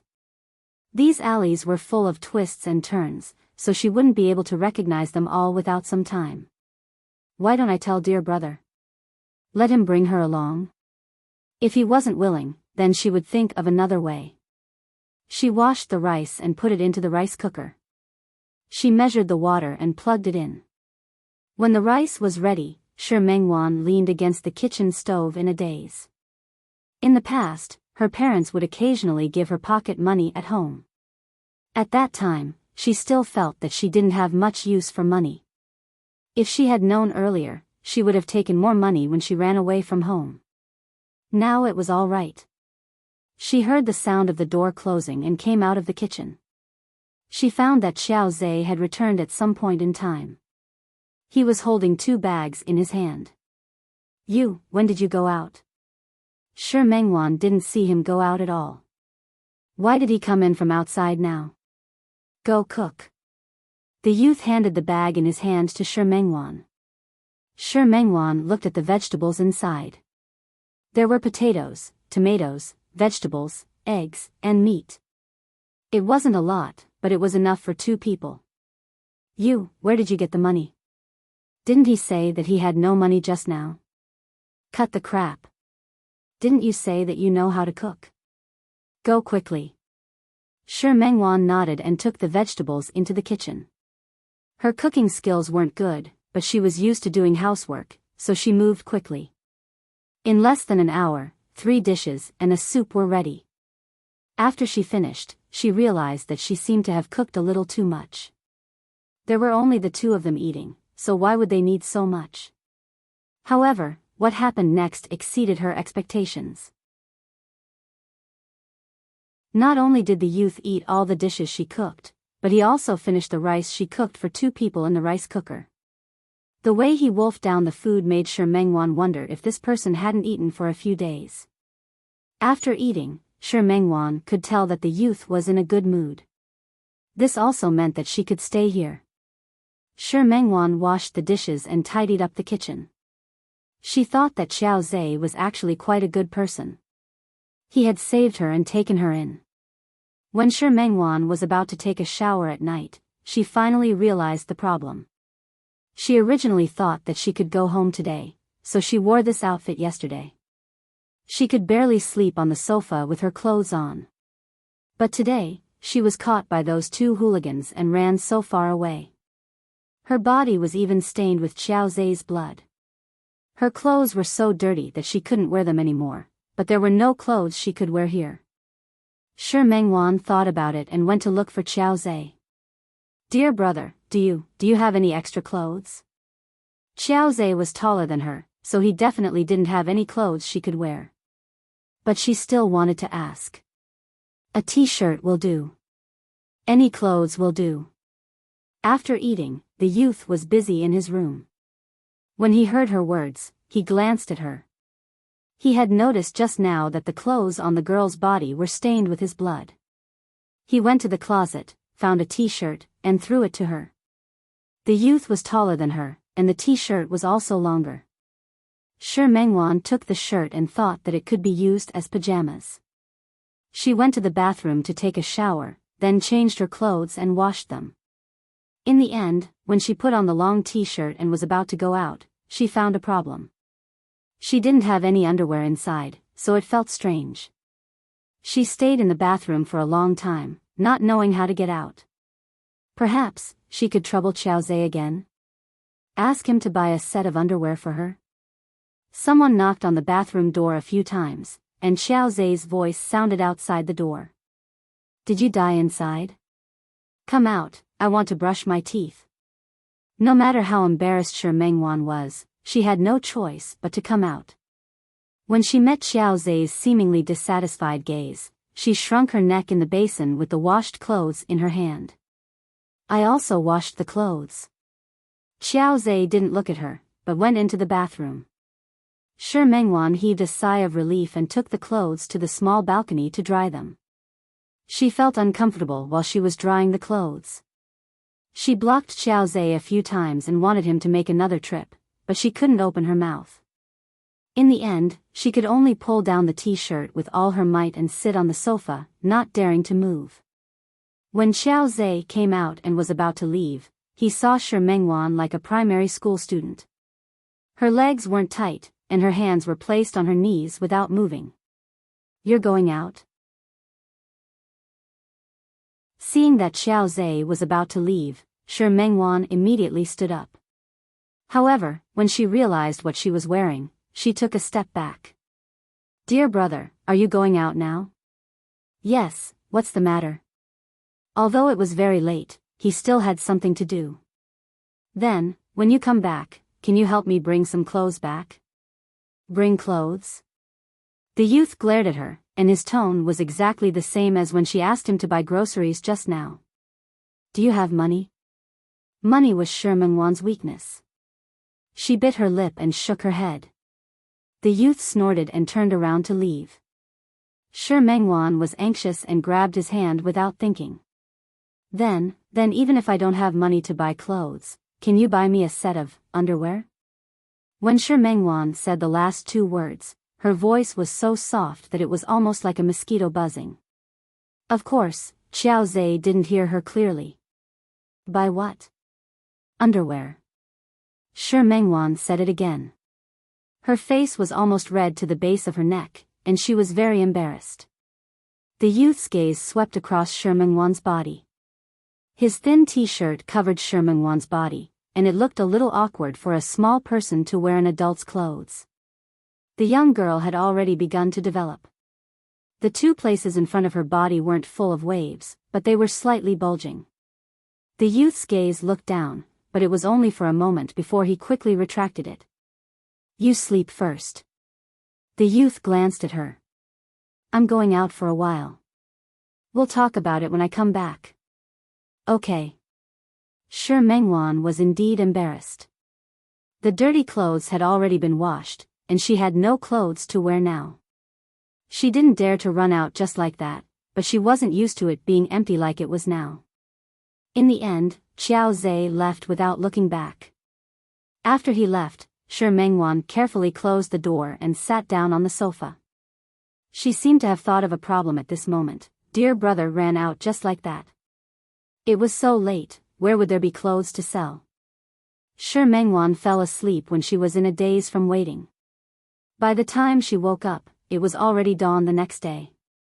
When she heard the sound of the door opening, she quickly sat up from the sofa. Xiao Zhe entered the door from the outside. This time, he was carrying a big bag in his hand.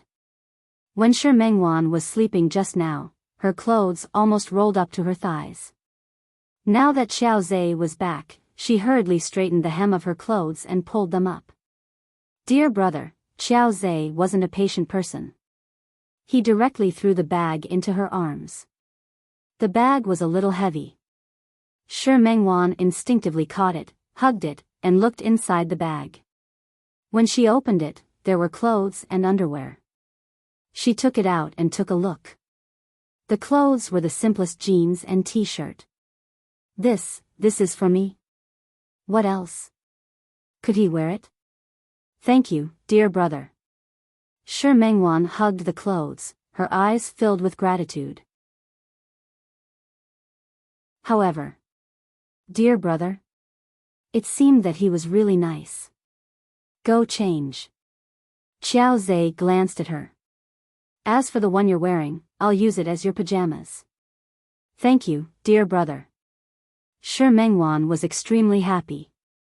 Not only because dear brother bought her clothes, but also because dear brother was stubborn but soft-hearted. He said that he wouldn't care about her, but he still did. Dear brother was so nice. Sister Shi, how about we order the takeout from the restaurant you mentioned last time? Sister Shi? Yes? Shi Mengwan came back to her senses and found that Xiao Qiu was staring at her with a puzzled gaze. Shi Mengwan sat up straight. What did you say? I said, how about we order the takeout from the restaurant you mentioned last time? Didn't you say that you were tired of the previous ones? Okay. Shi Mengwan didn't object. You decide. Then I'll go order. Xiao Qiu looked at Shi Mengwan and didn't ask further. However, before she left, her gaze swept across the design drawing in front of Shi Mengwan. Shi Mengwan naturally noticed her gaze. She looked at the design drawing, picked it up, and tore it up without hesitation. After tearing it up, she supported her forehead with one hand and half closed her eyes. She thought of Zhang Haoze again. When she woke up this morning, Zhang Haoze was no longer in the house. If it weren't for the glass of water and the box of birth control pills on the coffee table, Shi Mengwan would have thought that yesterday was her fantasy again. Zhang Haoze, Xiao Zhe. These two people only had one word in their names, and they looked the same. But the way they did things was completely different. Dear brother was stubborn but soft-hearted. No matter what, he would protect her and take care of her. But what about Zhang Haoze? What kind of person did he think she was? He came and went as he pleased. She didn't see Zhang Haoze this morning, and this was the second time. Shi Mengwan couldn't help but feel a little wronged. What did Zhang Haoze mean? For the next half a month, Shi Mengwan didn't see Zhang Haoze again. After the Mid-Autumn Festival in Lin City, the weather began to cool down.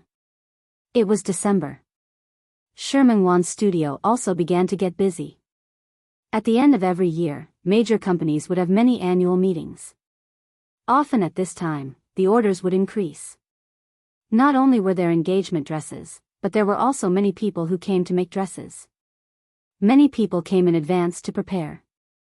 Shi Mengwan became busy and didn't think too much about Zhang Haoze. Occasionally, in the dead of night, she would think about what that person was doing. But soon, this kind of mood would be replaced by busyness. This kind of busyness continued until the end of December. As the wife of the president of Tianyu Group, Su Qingsang also had to attend the annual meeting of Tianyu Group. Her dress was prepared by Shi Mengwan. On the day of the meeting, Shi Mengwan also attended. Wan. When Shi Mengwan entered the door, Su Qingsang walked towards her. You're here? Yes. I have to see a lot of people today. I might not be able to take care of you. Take care of yourself later. Call me if you need anything. Don't worry, I'm not a child. I need you to take care of me wherever I go. Sure, Mengwan really didn't need Su Qingsang to take care of her. She walked to the long dining table to get a drink. Her gaze fell on Su Qingsang. She might not even know it, but ever since she married Hu Jinyao, her temperament had begun to change. A hint of envy appeared in her eyes. Whether Hu Jinyao was the president or an employee, he was really good to Su Qingsang. Shi Mengwan casually took a drink and took a sip, only to realize that she was drinking wine. However, this wine tasted good, so she simply drank up the whole glass. The moment she put down the glass, she saw Zhang Hao's figure from afar.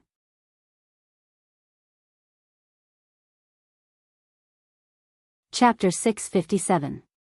Chen Feifei looked at Zhang Hao eagerly. There was obvious affection. She hooked her hand around Zhang Hao's arm, looking very intimate. Brother Hao. I didn't expect President Hua to be the president of Tianyu Group. He looks so young. Yes, Zhang Hao replied. He wasn't too surprised. He had dealt with Hu Jinyao before. Also, he is so good to his wife. Chen Feifei looked in Su Qingsang's direction, and she couldn't help but feel a bit envious.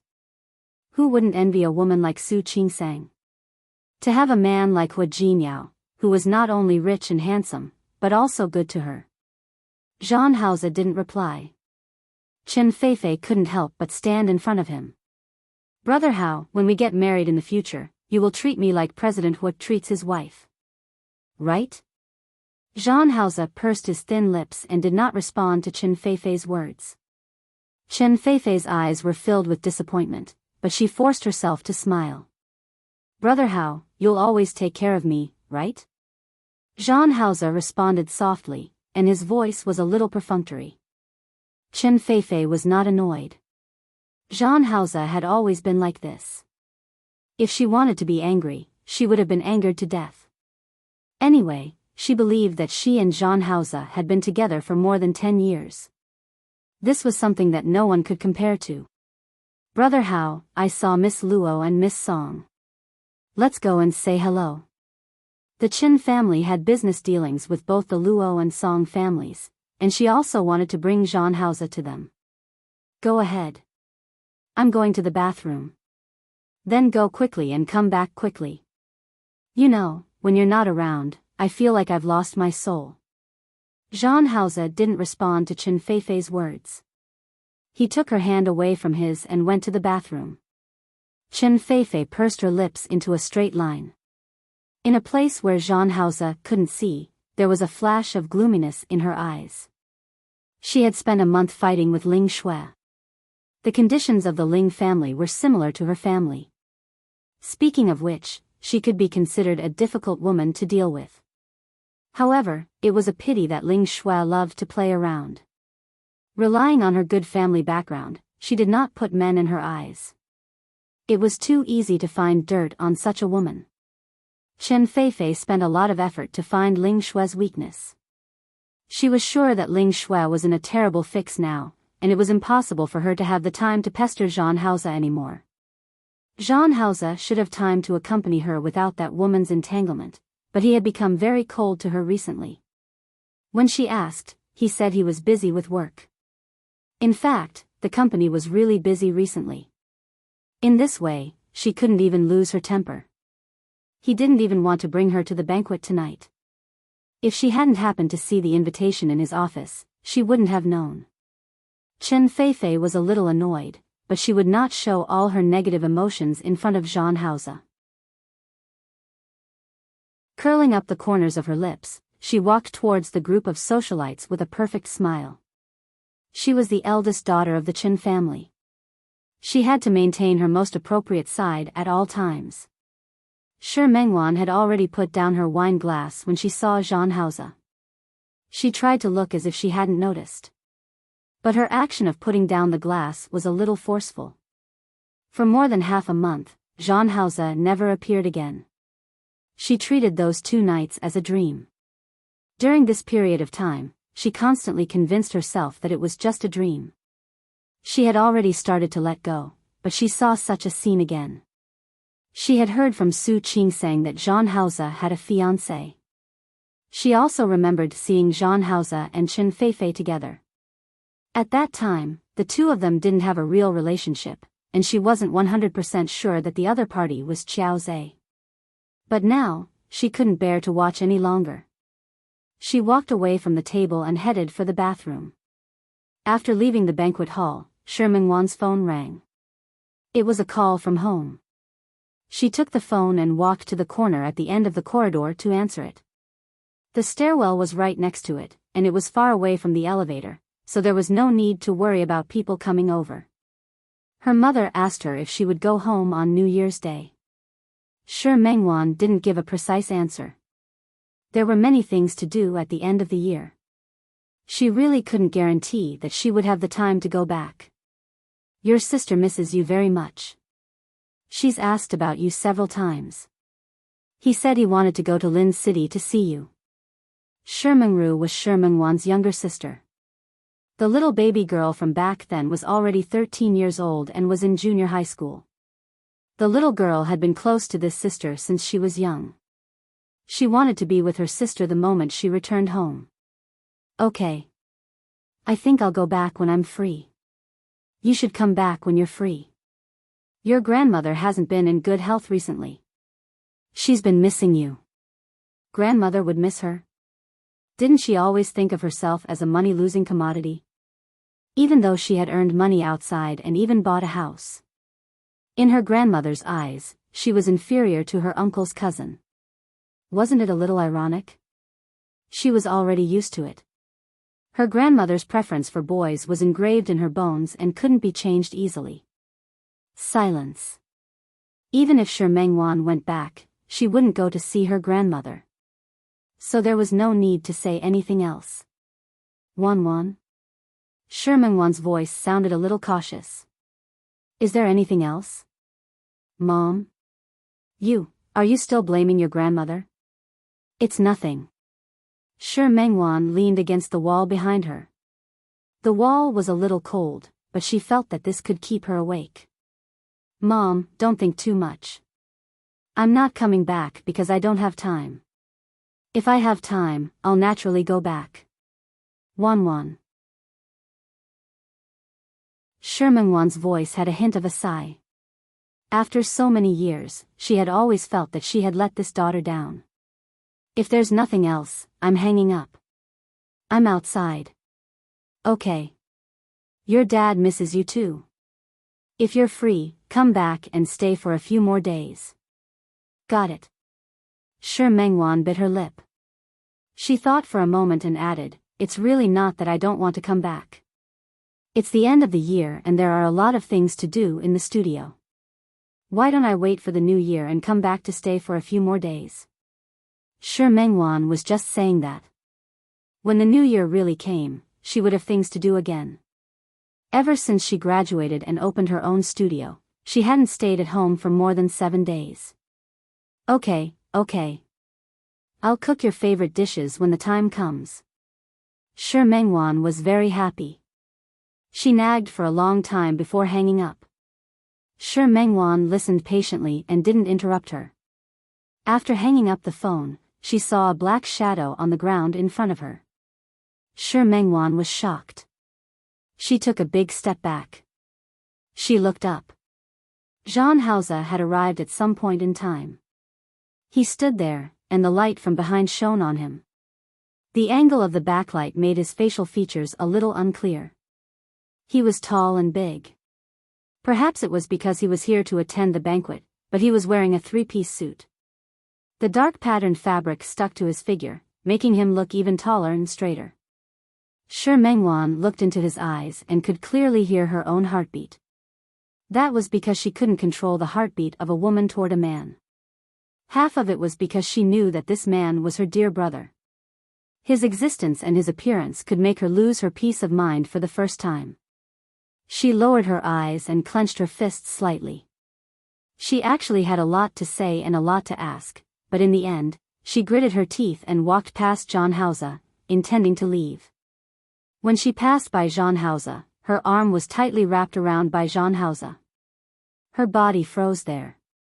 She looked at him with a slightly cold gaze and suppressed emotions. He was also looking at her. His gaze was deep and unreadable. Shi Mengwan was wearing a long black goddess dress today. The V-neck design exposed the snow-white skin on her chest to the air. Behind it was a thin black gauze fabric. From this angle, he could even see her waistline. Shi Mengwan felt that Jean Hauser was holding her arm a little tightly. She looked at that hand and then at Jean Hauser. "Mr. Jean, what's the matter?" "Mr. Jean?" Jean Hauser narrowed his eyes and suddenly pulled her body in his direction. Then, he hugged her and pushed her towards the stairwell. In a corner that couldn't be seen by the surveillance cameras, Jean Hauser pressed Shi Mengwan against the wall. Jean, their lips met, and all words were sealed in the kiss. Shi Mengwan was stunned for a moment. She looked at Jean Hauser and actually forgot to resist for a moment. His face was magnified in front of her eyes. The man in front of her was undoubtedly good-looking. Not only was he good-looking, but he also had a temperament that enchanted women. Cold, arrogant, and deep. With a hint of arrogance and untamed. Such a man was dangerous to women. He was like poppy soya. His lips were slightly cold. In this season, it was undoubtedly a little cold outside. Shi Mengwan had been outside for so long, and her limbs were already cold. Compared to his lips, his chest was much warmer. She was hugged by him and stimulated by his kiss. Her limbs were warm, but at the same time, she regained her rationality and thought. What was he doing? He was kissing her. At the same time that he brought his fiancée to this banquet hall, he was actually kissing her here? What kind of person did he think she was? Shi Mengwan was furious. She tried to push him, but she couldn't push him away. She raised her foot to kick him, but he clamped her foot. Shi Mengwan tried to struggle, but she couldn't break free no matter how hard she tried. She was furious.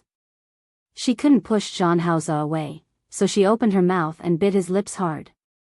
However, she didn't expect Jean Hauser, who was already prepared, to let go of her at this moment. Shi Mengwan didn't notice and bit her lips. The pain made Shi Mengwan let out a low cry. She had bitten very hard just now, and the skin on her lips was even slightly broken. The pain made her even angrier. She looked at Jean Hauser. He was still trapping her between the wall and him. She raised her eyes and looked at him. Her gaze was filled with coldness. "Let go of me." The location wasn't right, so she couldn't shout. She deliberately lowered her voice and couldn't suppress her anger. "Jean Hauser, what do you mean? Your fiancé is still inside." "Jean Hauser, let go of me." Jean Hauser didn't answer her question. He looked at the anger on Shi Mengwan's face and narrowed his eyes slightly. "She's not my fiancé." This could be considered an explanation. After all, he had never had any romantic feelings for Chen Feifei. Who would believe it? Thinking about the only 2 times she met Jean Hauser and his performance with Chen Feifei was just short of hanging on him. Even if she wasn't his fiancée, she was still his girlfriend.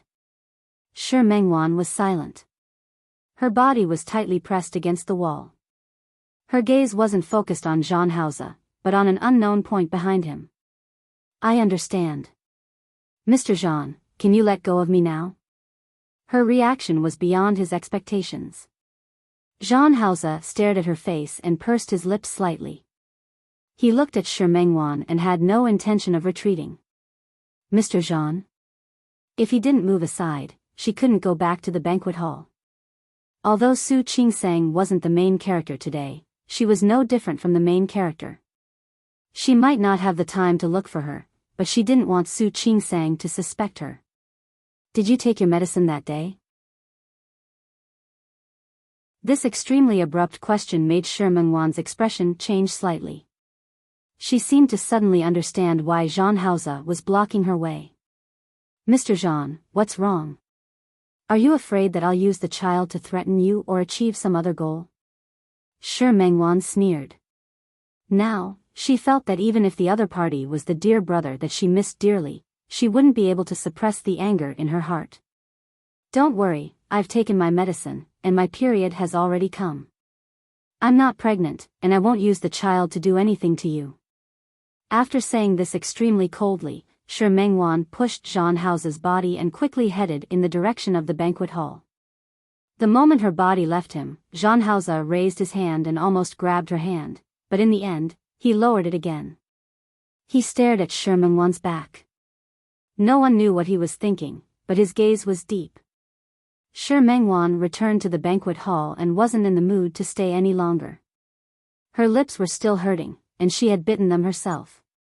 She went to the bathroom to freshen up her makeup and covered up the color with lipstick. It looked normal, but it couldn't suppress her anger. She was a little angry, but because of the current occasion, she couldn't even flare up. In the banquet hall, there were also people who knew her who came to greet her. Shi Mengwan's studio was now a little famous. There were also some socialites who liked to order dresses from her. Shi Mengwan couldn't leave even if she wanted to. After patiently exchanging pleasantries with those people, Shi Mengwan finally found a chance to tell Su Qingsang that she could leave first.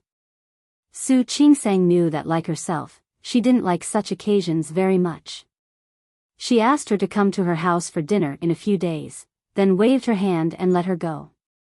Coming out of the banquet hall, Shi Mengwan shrunk her neck when the cold wind blew.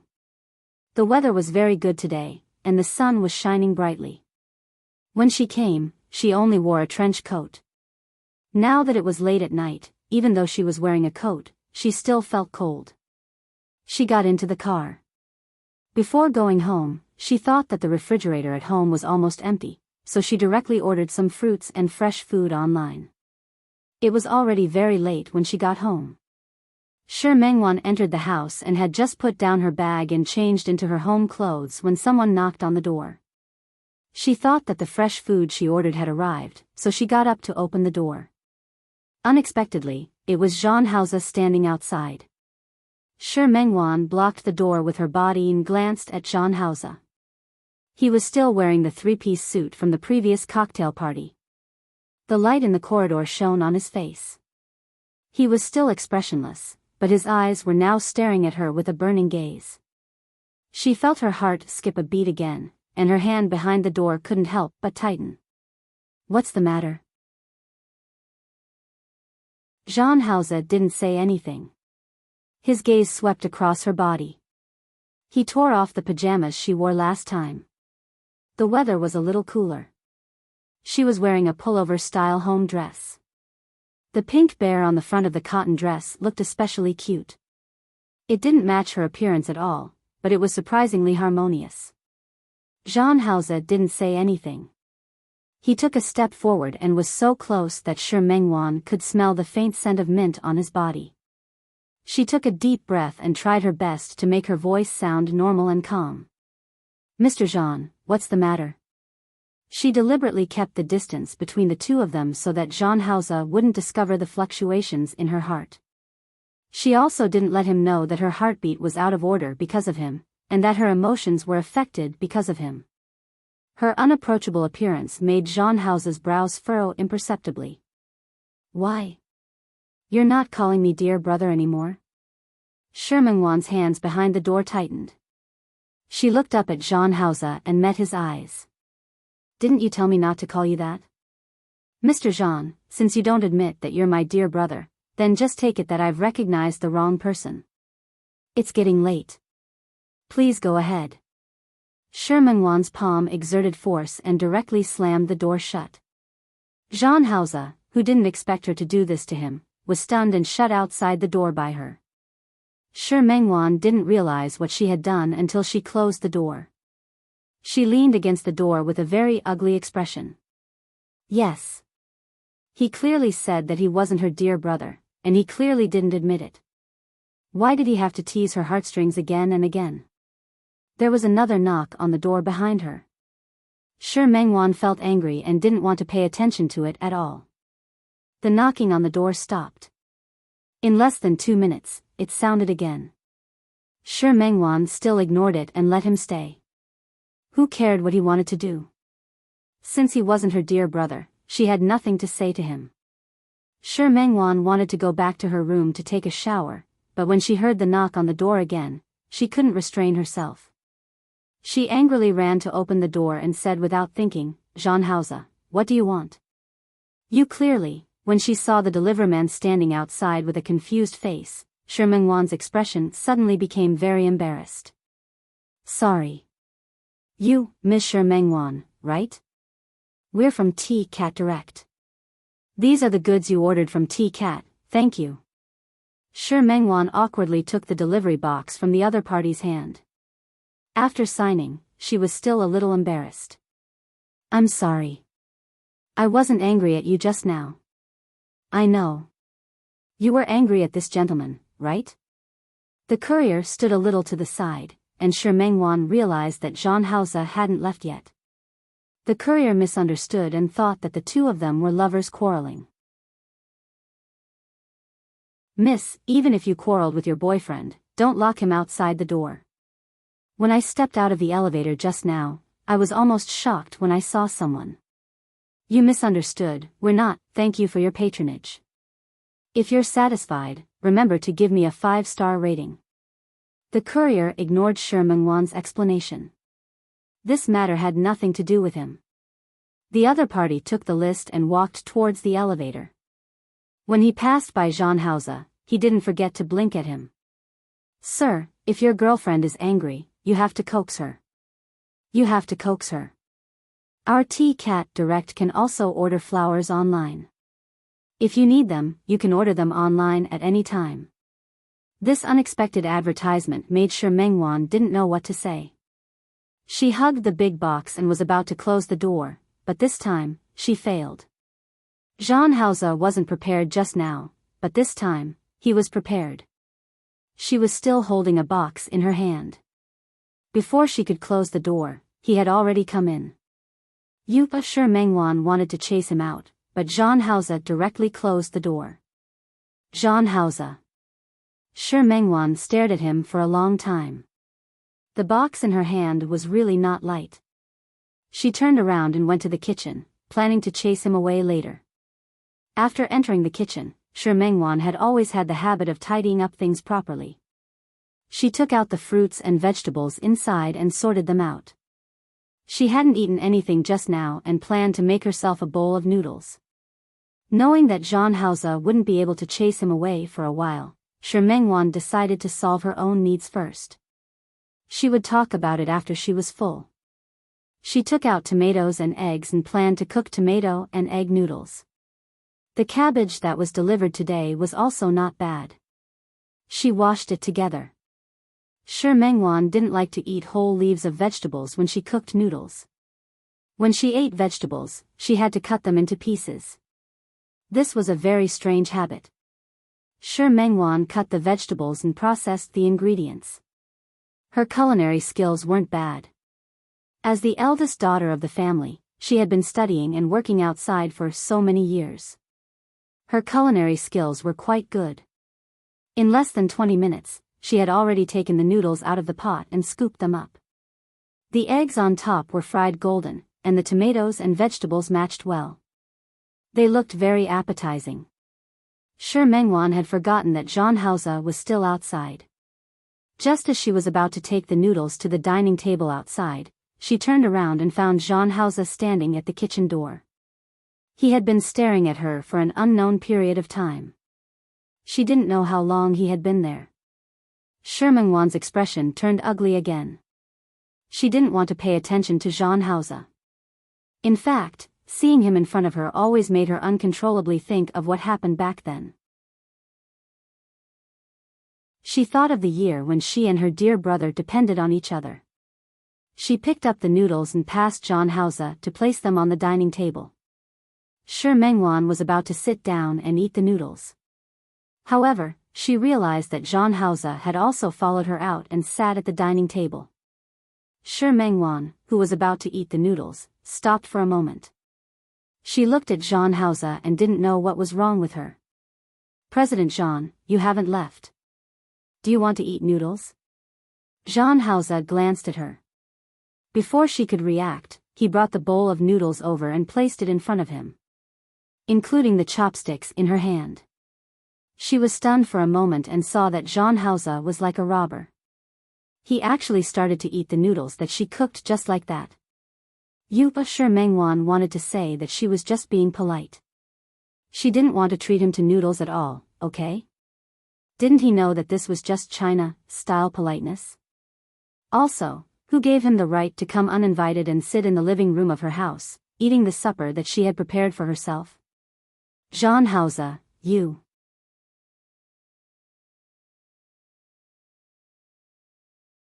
Chapter 658. There was a faint aroma of food in the air. Shi Mengwan was wearing the clothes that Xiao Zhe had bought. She scooped up the food in the kitchen and carried it out. Xiao Zhe sat on the small table like a master. It was unknown where Xiao Zhe found this table. Previously, Shi Mengwan and Xiao Zhe were eating at the coffee table. This morning, she cooked porridge. When she brought it to the coffee table, she felt that it was very inconvenient to eat on the sofa. She had to bend over. We should get a table, she said. Wouldn't it be more comfortable to sit down and eat? When she said that, Xiao Zhe moved the table over at noon. It was a square table that was commonly seen in the countryside. There were also 2 chairs that were brought along with him. Shi Mengwan didn't even know how Xiao Zhe appeared. She watched as Xiao Zhe picked up the bowl and ate in big mouthfuls. The youth was still growing, so his appetite was astonishing. She basically cooked according to the amount of food she used to eat with her parents when they were at home. But other than her share, the rest went into the youth's stomach. The young man ate so much, but he didn't seem fat at all. He has lost a lot of weight. He sure had a lot of energy. Just now, when the table had been moved in, he had moved it in alone. She had asked for help, but he had refused. After resting for 2 days, the wounds on his face had healed a lot. There was only a bruise at the corner of his mouth. He could already see the youth's true appearance. He had an extremely good-looking face with long and narrow eyes. Shi Mengwan's previous school, the town she lived in, and the people she met after coming to Lin City, none of them were as good-looking as Zhang Haoze. He didn't lose to those celebrities on TV at all. It was just that this image was a little bad. His hand was injured, so he didn't hold the bowl. He just held it weakly. They ate like this. His posture was inevitably a little ugly. If this happened at home and her grandmother saw this, she would definitely scold her. He said that they had no manners and did not even hold their bowls properly. The youth noticed that Shi Mengwan was staring at him. He stopped eating and stared at Shi Mengwan. What are you looking at? As soon as the young man opened his mouth, his pretty face was ruined. Her voice during the puberty period was really not pleasant to hear. Shi Mengwan was caught peeping at the youth, so she looked a little uncomfortable. No matter what, she was only 12 years old this year. Staring at a boy like this was really too unrestrained. I just want to ask, where did you get that table? The youth didn't say anything. He finished the rice in his bowl in a few bites. When he went to scoop the next bowl of rice, he glanced at Shi Mengwan. What? Afraid my desk was stolen? What if they come looking for you? She didn't. Without waiting for Shi Mengwan to explain, the youth snorted. Don't worry. I didn't steal it. No one will come to catch you. Big brother. Shi Mengwan bit her lip. She was a little hurt by the youth's hostile and impatient attitude. I was just curious. I picked it up, the young man answered casually. If I were going to steal, I wouldn't steal such a crappy table. Indeed, it was a little rotten. Look at the corner of the table, the paint had peeled off. Shi Mengwan didn't ask any more and ate quietly. However, when she saw the youth put down the bowl, she had a new question. Where did you get the money to buy groceries? The ones she bought yesterday and the ones she bought today. If she only gave the youth a few dozen yuan, it would not be enough. One had to know that the young man had actually bought ribs and meat today. Not only that, the young man also gave some rice and flour to the family. She was really curious. The young man relaxed his body on the chair. After eating and drinking his fill, the unruly and sinister aura on his body faded a little. Don't worry. I didn't steal or rob. I came above board. Shi Mengwan looked at him with a hint of confusion in her eyes. I can't ask. No. The young man was very arrogant. Shi Mengwan didn't ask any more. She lowered her head and continued to eat, but she muttered softly. The young man heard that sentence. The young man knocked on the table. What do you mean? Speak clearly. Shi Mengwan stopped talking, but the young man suddenly moved his face closer. The table was old and not big. The young man suddenly moved so close that Shi Mengwan almost let go of the bowl she was holding. Let me tell you, I'll worry about the money. It's not your turn. After saying that, as if he was afraid that Shi Mengwan wouldn't listen to him, he pointed his index finger at her face. Remember. Got it. If you dare to pick up trash, I'll cripple you first. Shi Mengwan didn't say anything. She looked at the young man and asked her question for the first time. Dear brother, where are your parents? Why are you living here alone? Moreover, other than the simplest furniture, there wasn't a single photo in the house. There wasn't even a trace of adult life. My parents are dead. The young man glanced at her and sneered. What about you, where are your parents? Why did you come here alone? I heard you speak, and you sound a little different from the locals of Lin City. You're not from this city, are you? What about your parents? Why don't they care about you? Shi Mengwan bit her lip and thought of her grandmother, who valued boys over girls, and her mother, who had just given birth to a little sister but was despised by her grandmother. It's not that they don't care about me, it's that I ran away from home. You're quite bold. The young man stared at Shi Mengwan and clicked his tongue. With your looks, you dare to run away from home? Nothing happened to her. She was really lucky. She asked for it when she met the two hooligans that day. What's wrong with my looks? Shi Mengwan's mother was a beauty. Shi Mengwan really didn't think she was good looking. The young man suddenly moved his face closer and stared straight at her. Shi Mengwan felt uncomfortable being stared at by him. What are you doing? Do you really not know, or are you pretending not to know? The young man moved so close that she could clearly see the fine hairs on his skin. After all, she was a little girl, so she felt embarrassed. Shi Mengwan stepped back a little. You, forget it, I won't tease you anymore. She wasn't like herself, who grew up in the streets. She was very clear about these things. She was just a child. The young man felt bored, so he stood up and walked out. Where are you going? Let's go. Perhaps he felt that his tone was a little bad. The young man added in his duck-like voice, I'm going to earn money. Aren't you always worried that I don't have money?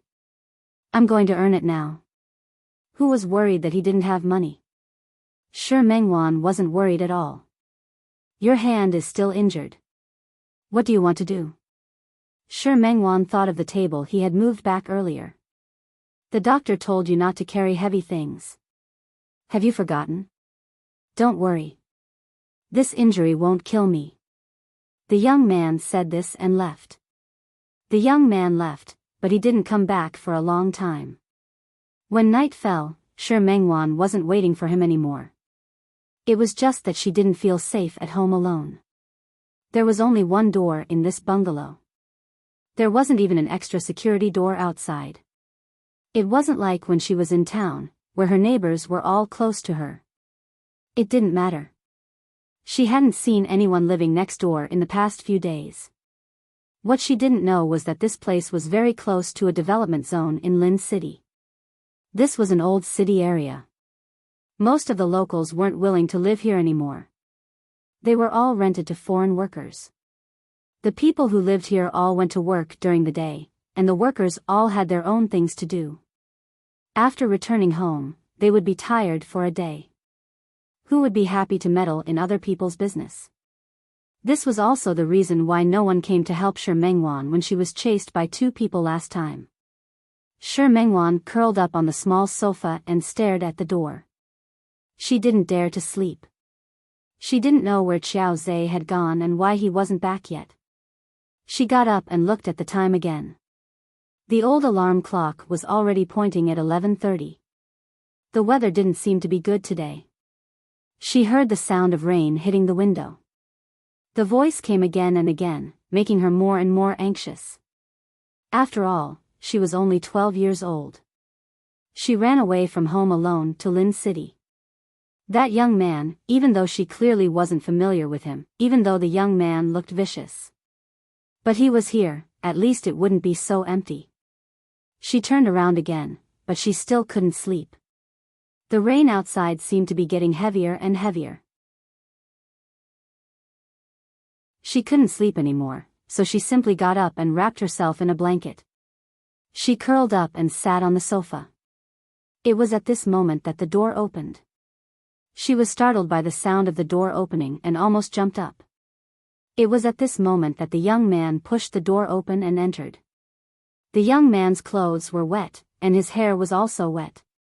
The soles of his shoes were stained with mud, and he looked a little disheveled. Seeing that Shi Mengwan was still awake, the young man was stunned. "You're not asleep yet?" Shi Mengwan was too embarrassed to say that she was timid. She was afraid that she wouldn't be able to sleep. "Where did you go? Why are you back so late? You're long-winded." The young man shook the water off his hair and went to his room. Shi Mengwan got up and followed behind him. Why are you all wet?" The young man replied casually. He was about to take off the wet clothes on his body. Suddenly, he turned around and looked at Shi Mengwan. "There should still be ingredients in the kitchen, right?" "Yes." "Are you hungry?" Cook a bowl of noodles for me." The young man looked at Shi Mengwan. "Cook more. I'm going to take a shower." His tone of command didn't arouse the slightest dissatisfaction or resistance from Shi Mengwan. He was back. There was one more person here, so she didn't have to be so afraid anymore. She turned around and went to the kitchen. Cooking couldn't be any easier for her. The moment she took out the noodles, she thought of the young man's overly thin body. After thinking for a moment, she took out an egg and the remaining tomatoes that the young man had bought earlier. She took 20 minutes to cook the tomato and egg noodles. She took it out and placed it on the small table outside. The young man had just taken a shower. As soon as he came out, he smelled the fragrance of the noodles. He glanced at Shi Mengwan. Without saying anything, he sat down and picked up the noodles to eat. When he picked up the chopsticks, he realized something and glanced at Shi Mengwan. "You're not eating?" "No need. Go ahead and eat." Shi Mengwan shook his head. She had already brushed her teeth. She was a bit of a neat freak. After brushing her teeth, she refused to eat again. When the youth heard this, he didn't care about her anymore. Shi Mengwan could go to sleep now. "I'm going to sleep. When you're done eating, put the bowl in the sink. I'll wash it tomorrow." Long-winded, the youngster replied without raising his head while eating the noodles. Shi Mengwan's expression didn't look good. How was she long-winded? She ignored the young man and went straight to the sofa to sleep. The moment she closed her eyes, she thought, "I don't seem to be that good at cooking, right?" Why did the youth eat so happily every time? He wondered what kind of life he had led in the past. She was curious about the young man. But at this time, she knew that she couldn't get anything out of him. The sound of the bowl being placed on the table brought Shi Mengwan back to her senses. Only then did she realize that Jean Hausa had already finished eating the noodles and was staring at her. She retracted her gaze and returned to the kitchen without another word. The materials were already made, and her movements were fast, so it was not complicated to make. He cooked another bowl of noodles for himself. However, he realized that he didn't have much appetite. In that year, how many times had she cooked for her dear brother? How many times had she cooked noodles? However, she realized that her dear brother's favorite was still tomato and egg noodles. Even though her cooking methods didn't seem like those of a chef, and were even a little weird, Xiao Zhe still liked them very much. For example, no one would cut up the vegetables and put them into the noodles when cooking noodles. Another example, she always liked to cut the tomatoes into small pieces. It wasn't like the ones in restaurants outside where the tomatoes were sliced. In the past, Su Qingsang had laughed at her and said that no one cooked tomato and egg noodles like her. She retaliated and said that this was her own creation. Was that okay? Fortunately, Su Qingsang wasn't good at cooking, but she wasn't picky. Whenever the two sisters had a gathering, she would eat whatever he cooked. Just like her dear brother, no matter what she cooked or how she cooked, he would eat the same. And when she looked at Zhang Haoze just now, she thought of her dear brother. Although one of them looked a little rough when he wolfed down the food, and the other looked slow and elegant. However, she really saw the similarities between the two of them. For example, whether it was her dear brother or Zhang Haoze, they both liked to pick up the noodles first. After picking up the noodles with his chopsticks, they didn't eat it.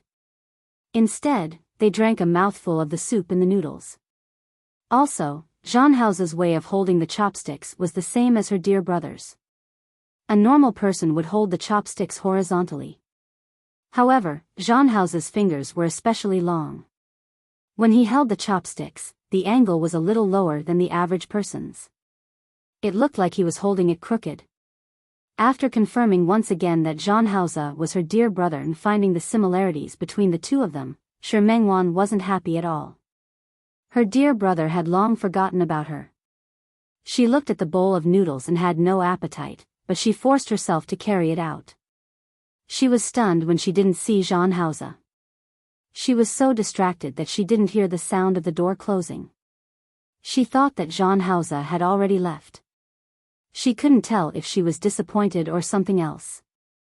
She only felt that her entire heart was empty. That feeling returned to when she was 13 years old, when she lost her dear brother. After casually eating a few mouthfuls of noodles, Shi Mengwan wasn't in the mood to continue. She put away the bowls and tidied up the kitchen again. She was obviously extremely tired, but she didn't want to sleep at all. She simply mopped the kitchen and living room floors. After she was done being tired and busy, Shi Mengwan returned to her room. The moment she entered the door, she was shocked. The person she thought had left was actually sitting on the bed in her room. Shi Mengwan stood at the door, looked at Zhang Haoze, and then looked in the direction of the door. You didn't leave?" She looked at Zhang Haoze. He had already taken off his suit jacket and vest. He was only wearing a shirt inside. At this moment, two of the buttons on his shirt were undone, and his sleeves were casually rolled up to his elbows. The stray hair on his forehead hung down, and his leopard-like eyes were still sharp. Especially when he was still sitting on the bed, his slender legs casually folded together. Besides being handsome, he also looked a little lazy. The words she wanted to chase him away were stuck in her throat, and she couldn't say a word. She didn't know before, but now she realized that it wasn't just women who misled people. It was the same for men. It took her a few seconds to find her voice, and Shi Mengwan took a step back. Looking at the enlarged face in front of her, she couldn't find her voice for a long time. She pinched her fingernails into her palms and reminded herself that the person in front of her wasn't her dear brother. She couldn't be entangled with him anymore. "Mr. Zhang, it's getting late. Please leave." Her order to leave made Zhang Haoze stand up. The room was only that big, so he easily walked in front of her. Shi Mengwan thought that he was going to leave, so she took another step back twice. She signaled that he could leave. However, Zhang Haoze suddenly placed a hand on the wall behind her. Shermanwan's back was pressed tightly against the wall, and she didn't dare to move. What did you call me? Jean Hauser slowly moved his face closer. His breath pointed at her face. Shermanwan felt uncomfortable. She didn't know what kind of madness he was going through. Since he didn't admit that he was her dear brother and had a fiancé, then she should keep a distance from him. Mr. Jean. It's getting late. Please, woo-woo. Her lips were kissed by someone, and the man's minty scent assaulted her face. Behind her was the cold wall, and in front of her was his hot chest. In one day, she had experienced the same scene twice. She didn't understand what Jean Hauser was thinking. All of her consciousness was confused by this domineering kiss. She thought of the way Jean Hauser ate noodles, and the way her dear brother ate noodles. She thought of the way Jean Hauser sat on her bed with his legs folded, and then she thought of the way her dear brother sat on the sofa in the small bungalow. The two faces of youth and maturity overlapped in front of her. She couldn't escape from Jean Hauser's kiss. She even forgot how she resisted Jean Hauser in the hotel. Or perhaps at that time, she had to worry about someone passing by, but now she didn't have to worry. The kiss slowly changed, and Jean Hauser's hands began to move around her body. Perhaps it was because the temperature in the room wasn't low, but she actually felt that his hands were a little hot. Her consciousness became more and more blurry. The only remaining string of reason told her that this was wrong. She couldn't do this. However, when Jean Hauser's hand reached into her clothes, that kind of reason completely collapsed. She was utterly defeated in front of him and retreated step by step. She didn't know when her body arrived on the bed. She didn't know when her clothes fell to the ground. She only remembered feeling Jean Hauser's kiss, Jean Hauser's touch, and the feeling Jean Hauser gave her. Although it wasn't rough, it wasn't as urgent as last time. However, it couldn't be said to be very gentle. Although she tried her best to restrain herself, it still carried a barbaric, almost plundering attack. When she merged with him, her mind went blank, and the only thought left was dear brother. Dear brother, she whispered those 3 words softly, but it made Jean Hauser's eyes become deeper and gloomier. He kissed her lips, but felt that it wasn't enough. He increased his strength and smashed her into pieces.